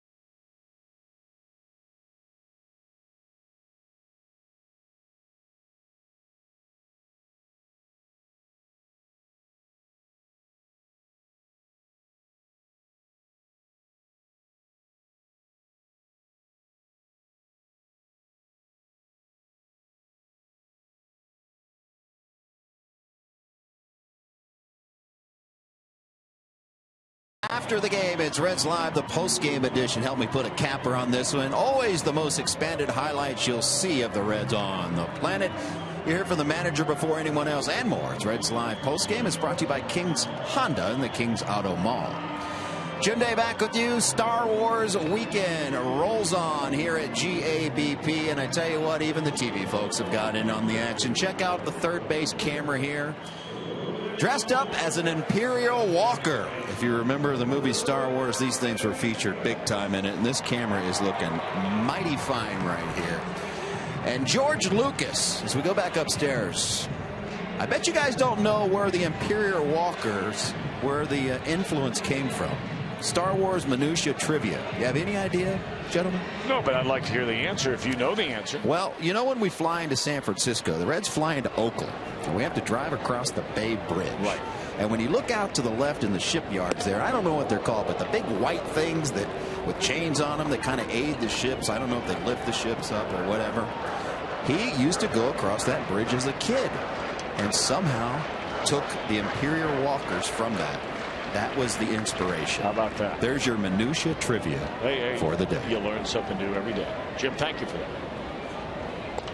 Look out.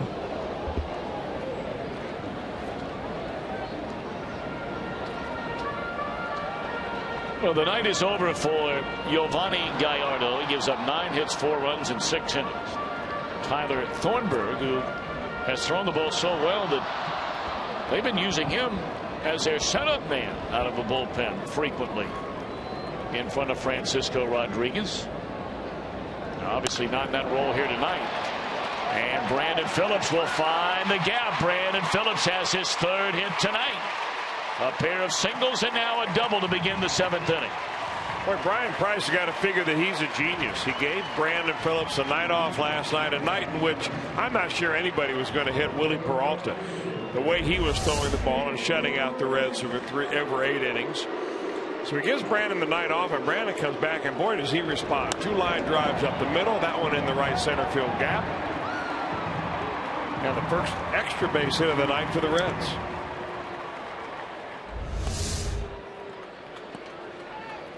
Thornburg had a pair of stints with the Brewers last year. He was up for 3 days his first time and then came back at the end of June and pitched out of their bullpen the remainder of the year. Made 7 starts. Appeared in 11 games out of the bullpen and had good numbers. 3-1 record, ERA barely over 2. All of his 7 starts were quality starts. 1-0 to Bruce. This will advance a runner.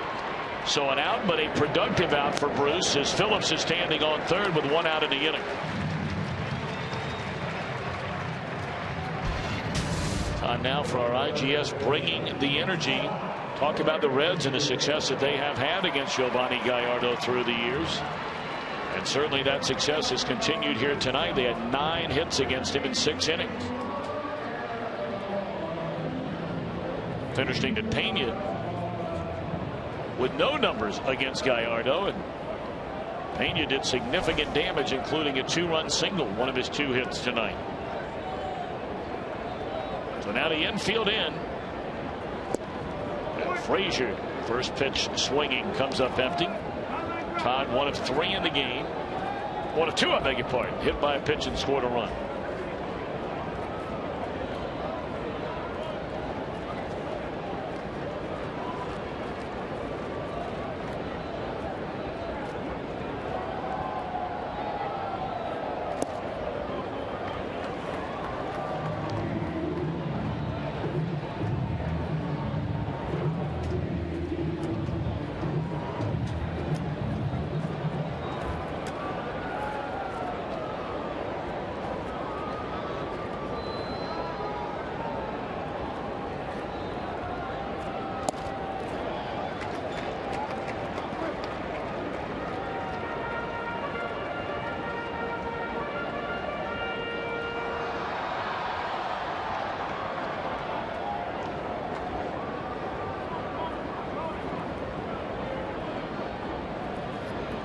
Two and one on Todd Frazier.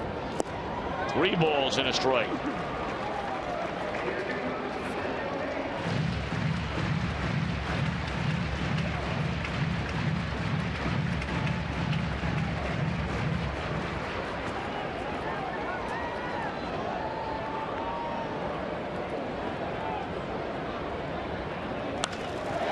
And this will bring in another run as Frazier finds the alley in right center field. He's coming in for 2 and will get there.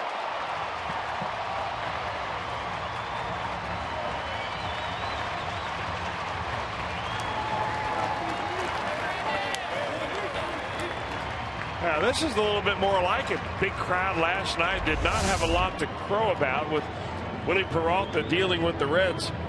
3 hits over 8 innings. But tonight, it's a little different story. Back-to-back. They're back 2 doubles in this inning. And the Reds yet put another one on the board. And this is the most runs the Reds have scored in any Johnny Cueto start. We told you they had scored 11 runs total in his 6 outings combined. Twice reaching 4 runs. And now 5. Well, I mean to tell you what, Rick Reynolds, that ball was not even thrown in from right center field. And he was sprinting out of the dugout to come pay a visit to Thornburg.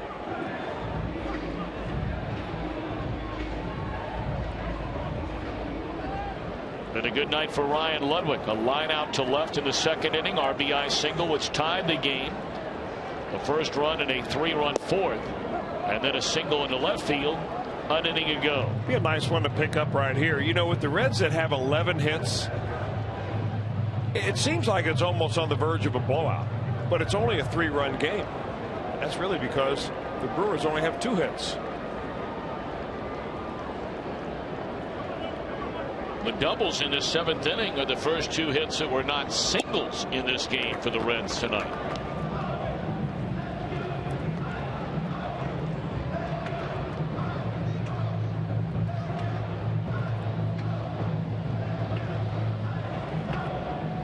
Well, Ludwig taking a long time getting back in that batter's box. 1 ball and 1 strike. He's ready. So too is Thornburg. Well, look at Frazier at third, second base. And a breaking ball away.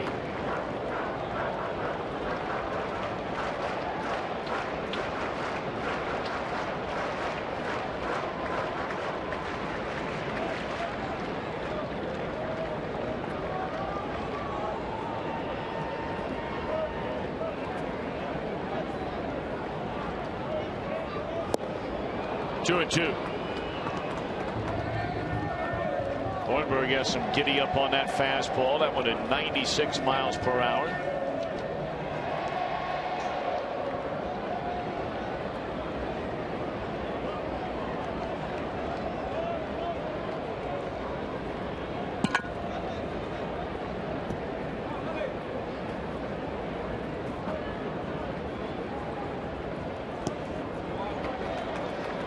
That's a pitch right there that Ludwig frequently, when he's not going well, will chase and swing and miss.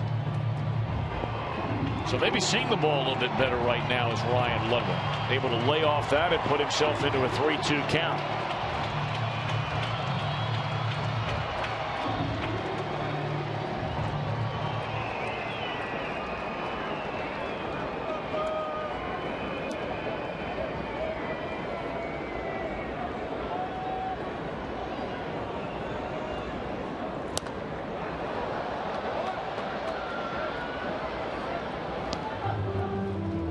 Take a look at our fan photo of the game, brought to you by our friends from AT&T. The whole gang. Judy, thank you very much. That might have been tonight.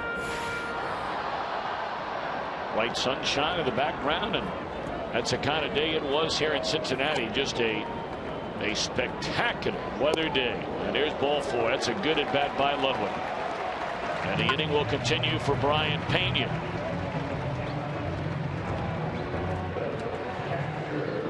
It's interesting, of the Reds' 11 hits in this game, and we're only in the 7th inning, the 11 hits have been collected by 6 players.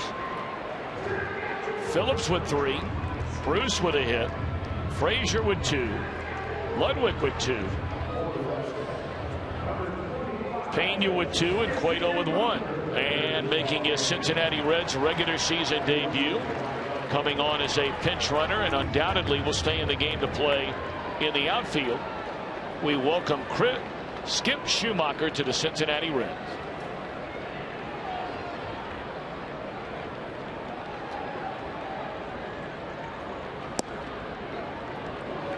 Strike one to Pena.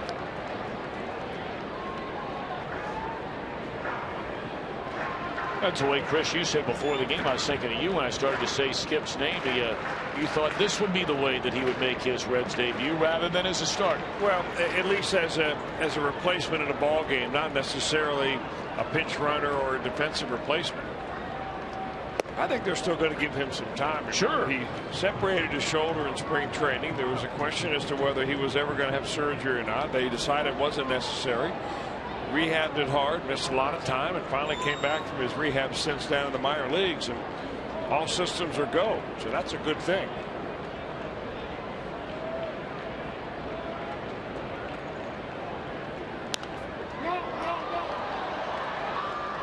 And Bryant has indicated that against certain pitchers, especially tough right-handed pitchers, that Schumacher, a left-handed hitter, is going to get some playing time as a starter.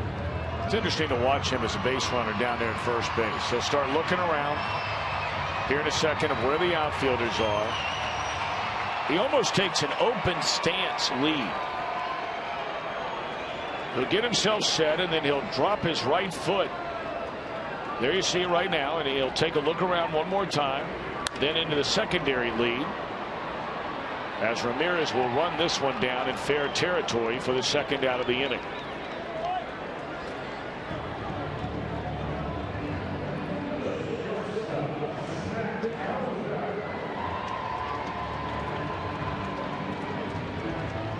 So now Cozart with 2 on, 1 in, 2 out.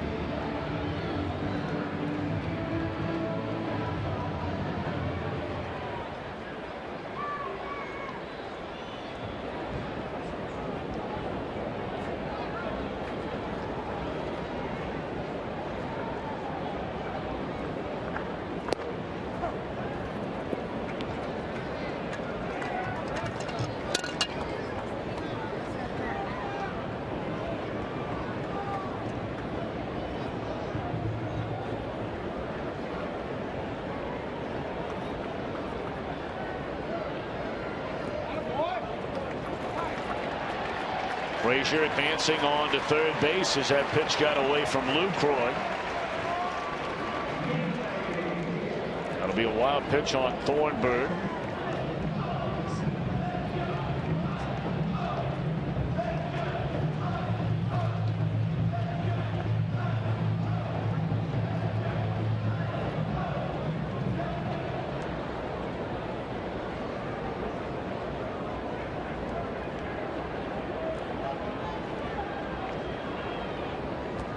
That went all the way to the screen. Will bring in the 6th run of the game for the Reds.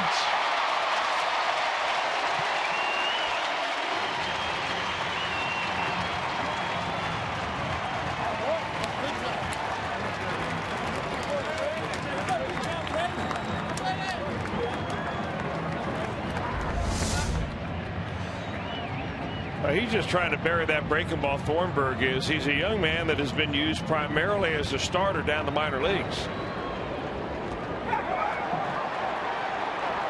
Nearly back-to-back pitches. He sends Frazier from second to home.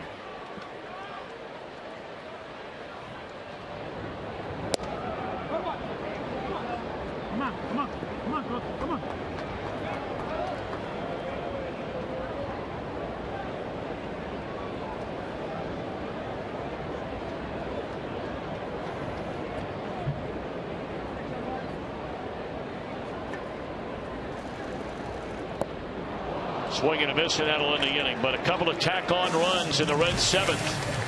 6-2 Cincinnati.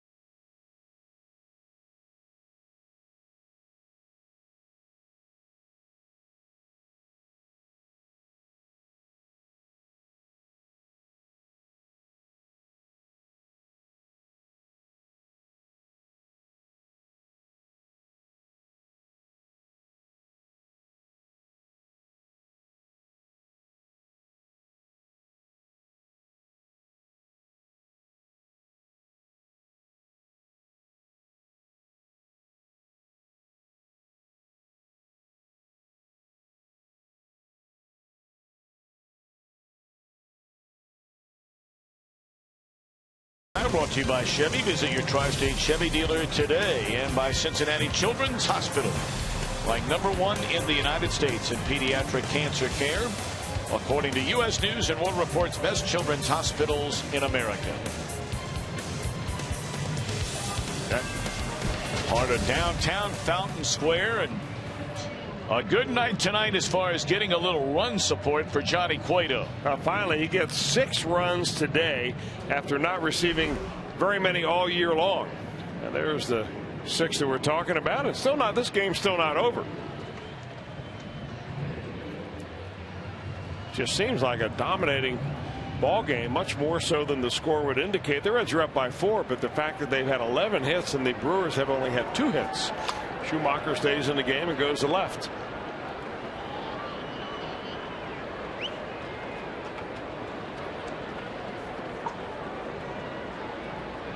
Six, 7, 8 in the Milwaukee batting order, and Jindal looks at a strike.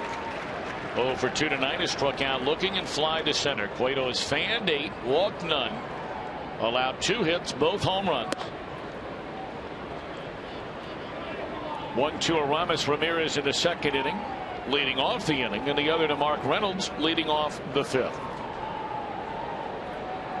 Big crowd of 38,243. That is very near capacity. And one more game to go very late in the afternoon tomorrow. If you're thinking about coming down, that is a 4:10 first pitch. 2-2 on Jindal.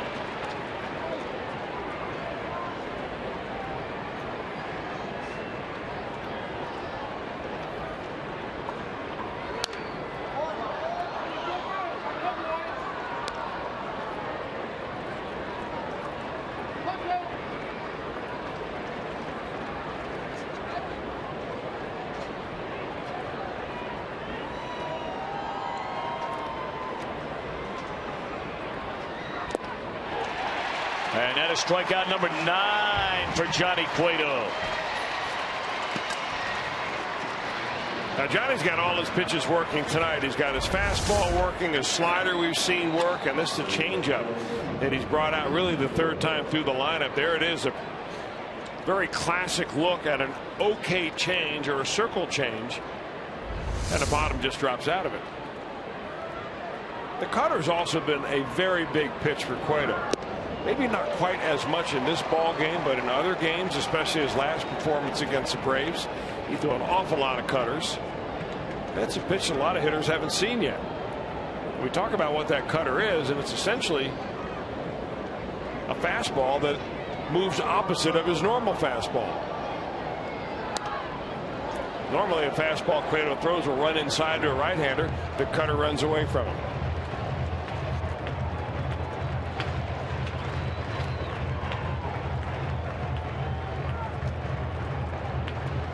Ahead of Segura, no balls and 2 strikes.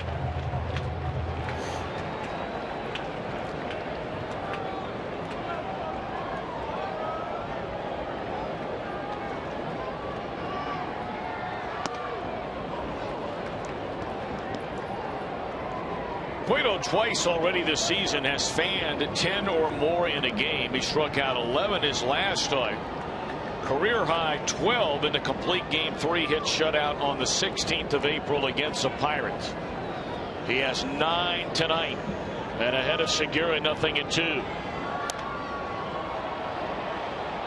Votto runs out of room.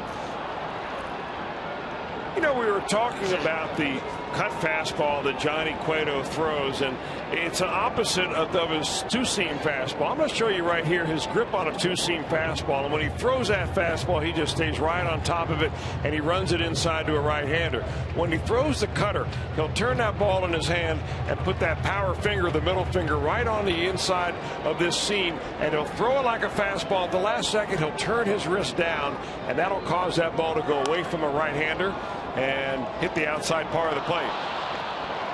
Well, the only chance away Segura runs, Frazier was going to barehand a ball. Segura can absolutely fly. And Todd knew it. Took a shot, an infield hit. Well, he's playing deep. Got a couple strikes on him, so he's playing way back behind the bag. He's got a long way to go to get the bat. You know, what you don't appreciate is how much that ball is spinning when it's coming off the grass like that. It's like catching a gyroscope.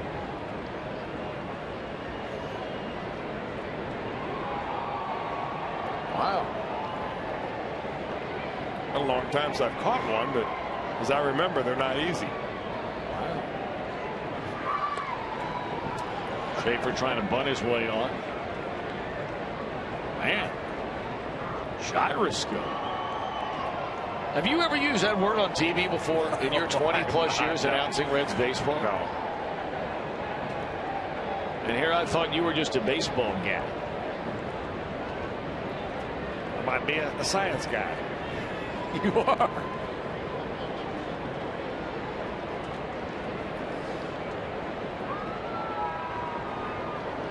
Oh, and 1 the count on Schaefer. And that's off the inside corner. Schaefer is flying out to left, struck out swinging. We're in the 8th inning. 6 runs, 11 hits for the Reds, 2 runs, 3 hits for the Brewers. This is the first time all night long Johnny Cueto has pitched out of the stretch all night long. And he's fallen behind 2-1. They allowed the solo home runs to Ramirez in the 2nd, Reynolds in the 5th. And that infield hit by Segura, the only other Milwaukee base runner tonight.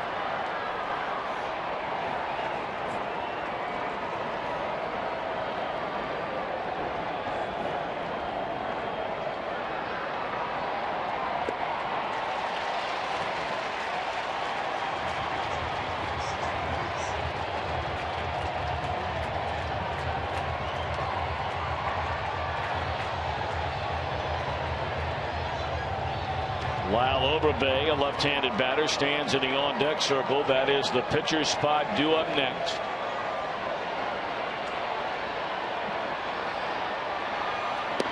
Strike 3 called on the inside corner. 10 of them in the game for Johnny Cueto.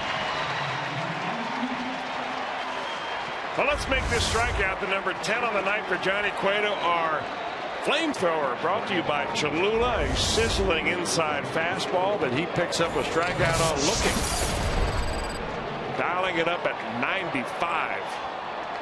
Back-to-back games now, 10 or more strikeouts by Cueto. He's the first Red pitcher to do that since Edinson Volquez back in September of 2008.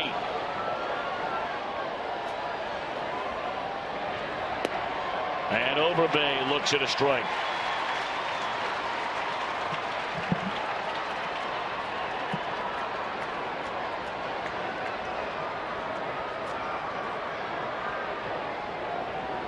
Johnny Cueto.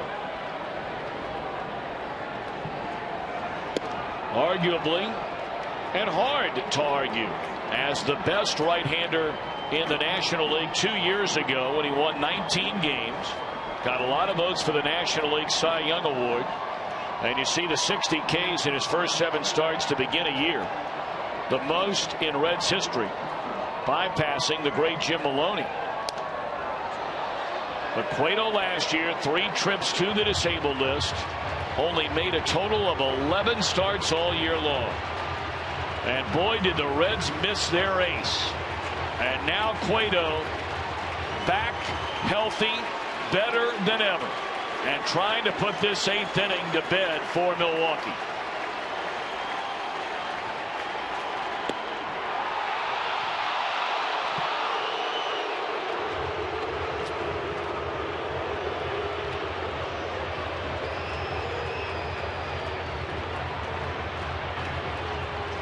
Cueto smacks that right leg. He wanted a strike 3 call there. Didn't get it.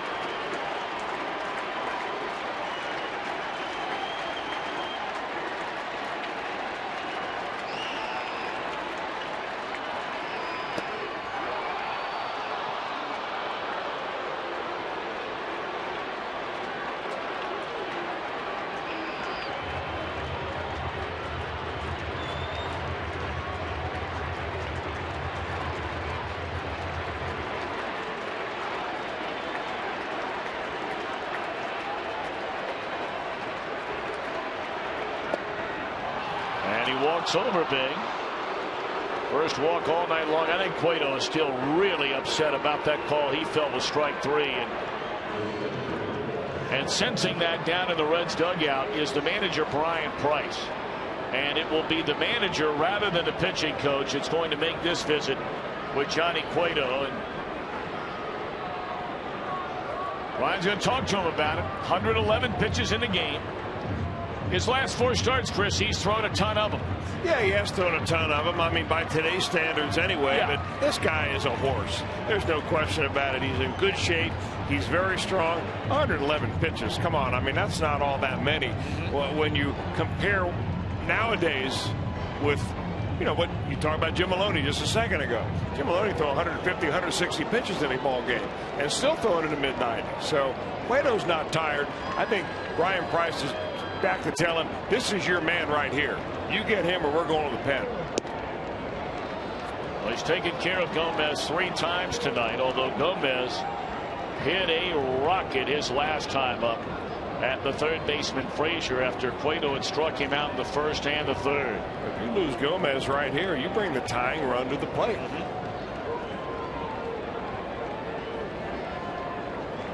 Reds have the longtime Brewer Manny Parra getting loose in their bullpen, a left-hander.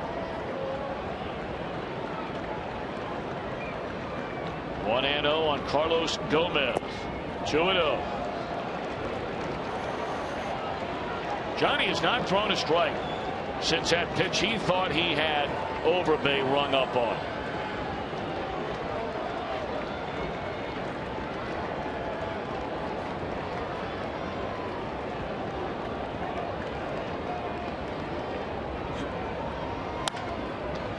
Off his glove, Phillips throws in time to get him. Hold on, I think you're going to see a visit out to the first base umpire by Ron Renicky. And he comes sprinting out there. He'll come visit Hunter Wendelstedt. He's the umpire who made the call. Jerry Lane is the crew chief. He's working at third base. And what the umpires are doing, they're calling the Reds back onto the field because that's a protocol.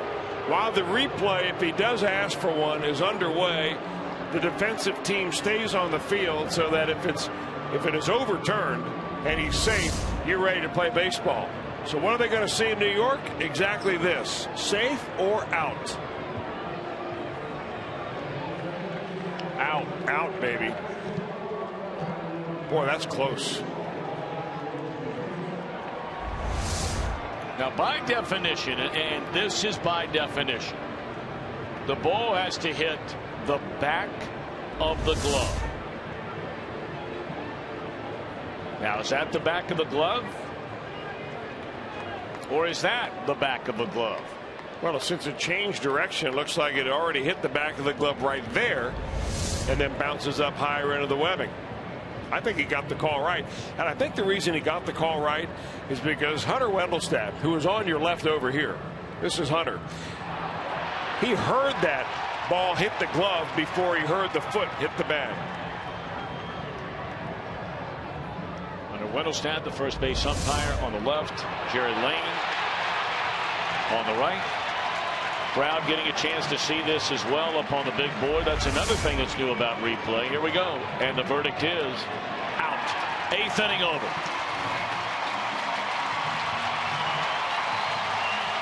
Johnny Cueto. 8 innings, 2 runs. The beat goes on for Johnny Cueto.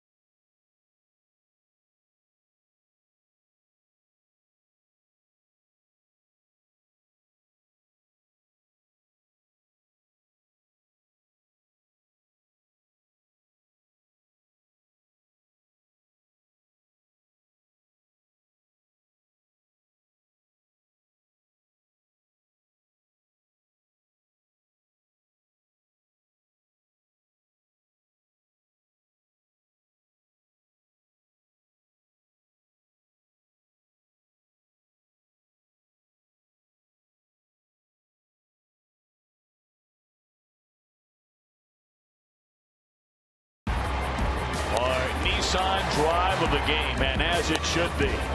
Mr. Welsh, you used to do this. Knocks to bring in runs. Tell you what, Johnny Cueto saw Willie Peralta last night knock in the only 2 runs of that ball game. He's, I got to get into the act. Picks up his 2nd run batted into the year. More importantly, he is in control of this ball game. And his night is over. 8 innings of 2-run baseball. And his night officially over as he will be taken down for pinch hitter Neftali Soto. You know, that line really not a whole lot different than Mike Leake's line last night. Goes to show you the injustice of baseball. One guy wins by giving up 2 runs, another guy loses. So Soto bats against Thornburg for Cueto. 3 outs away from going to 3-2 on the year. There you see strikeouts looking.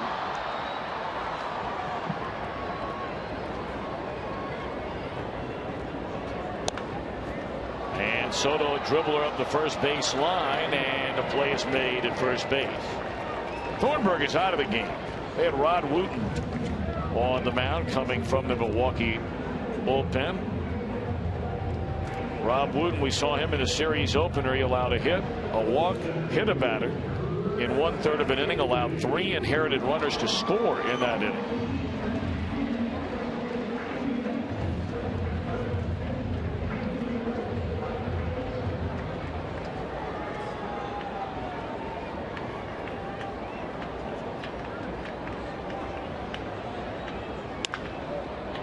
One hopper down to 3rd. Heisey retired, 2 away. Heisey a hitless night, 0 for 4 with a walk.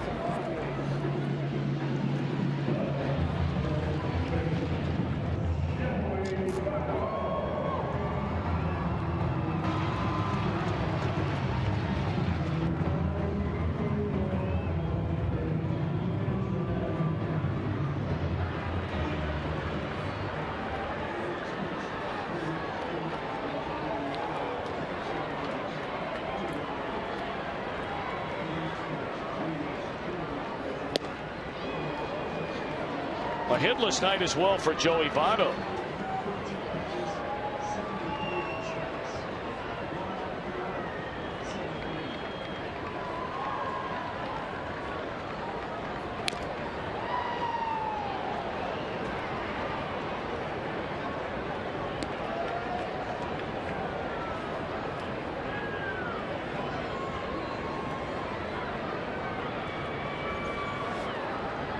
Sam LeCure is the only remaining pitcher getting loose in the Reds bullpen, so it appears as though we will see him in the ninth. And that's all for the Reds in the 8th. 3 outs away from nailing this down for Johnny Cueto.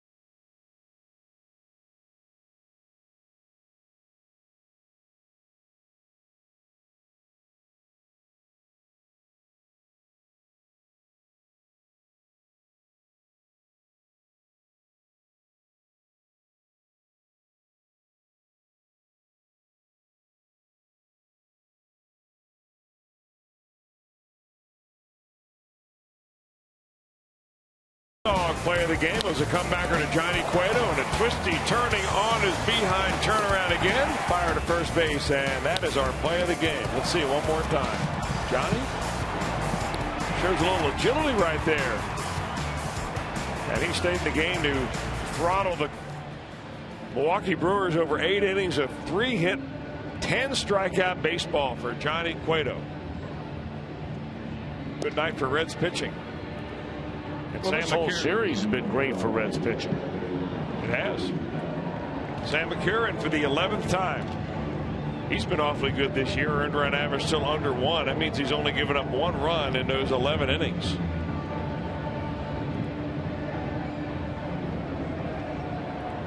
I mean, here we are sitting in the 3rd game of the series. The Brewers have scored 7 runs. Homer Bailey 8 innings, allowed 3 on Thursday night in the win. Mike Leake 8 innings, allowed 2 last night. And now the 2 runs in 8 innings surrendered by Cueto tonight.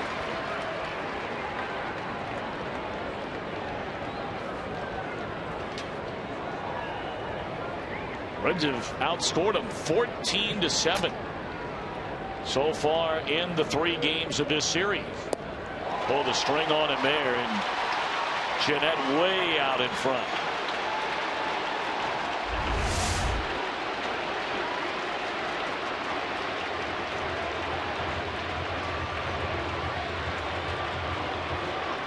That ball goes down so hard, straight over the top, it almost looks like a changeup, but it's actually a big overhand curveball.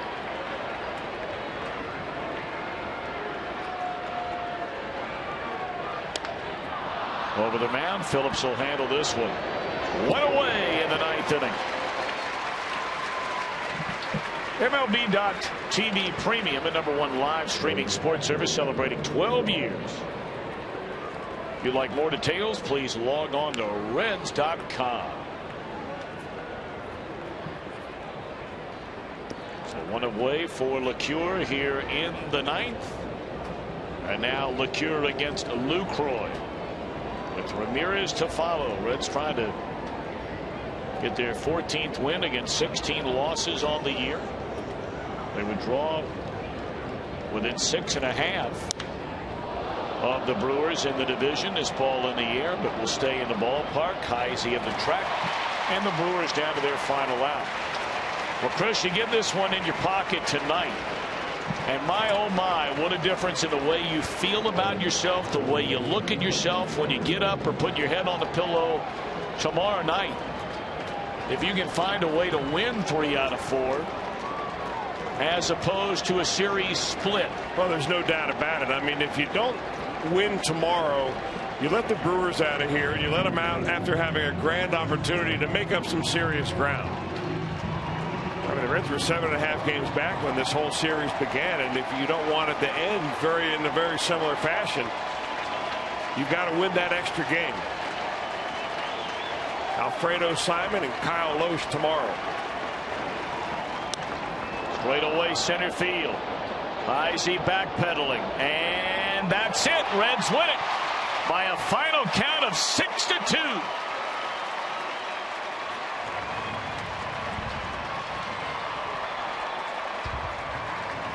And we're not talking about Johnny be good. We're talking about Johnny is good. Sensational again here tonight. Well, we talked last night about the possibility of Johnny Cueto coming in tonight and pitching the same type of ball game that Willie Peralta pitched against the Reds last night. That's what the Reds needed tonight. A stopper to take the mound. He gave up on a couple of home runs. That was their solo shots that didn't harm the Reds because they ended up scoring 6 runs. But a good job for the Reds and Johnny Cueto. Brian Pena happy, and his ball club with a chance to do some damage tomorrow. And they'll have Alfredo Simon on the mound tomorrow. And he'll be opposed by Kyle Loesch back in a moment.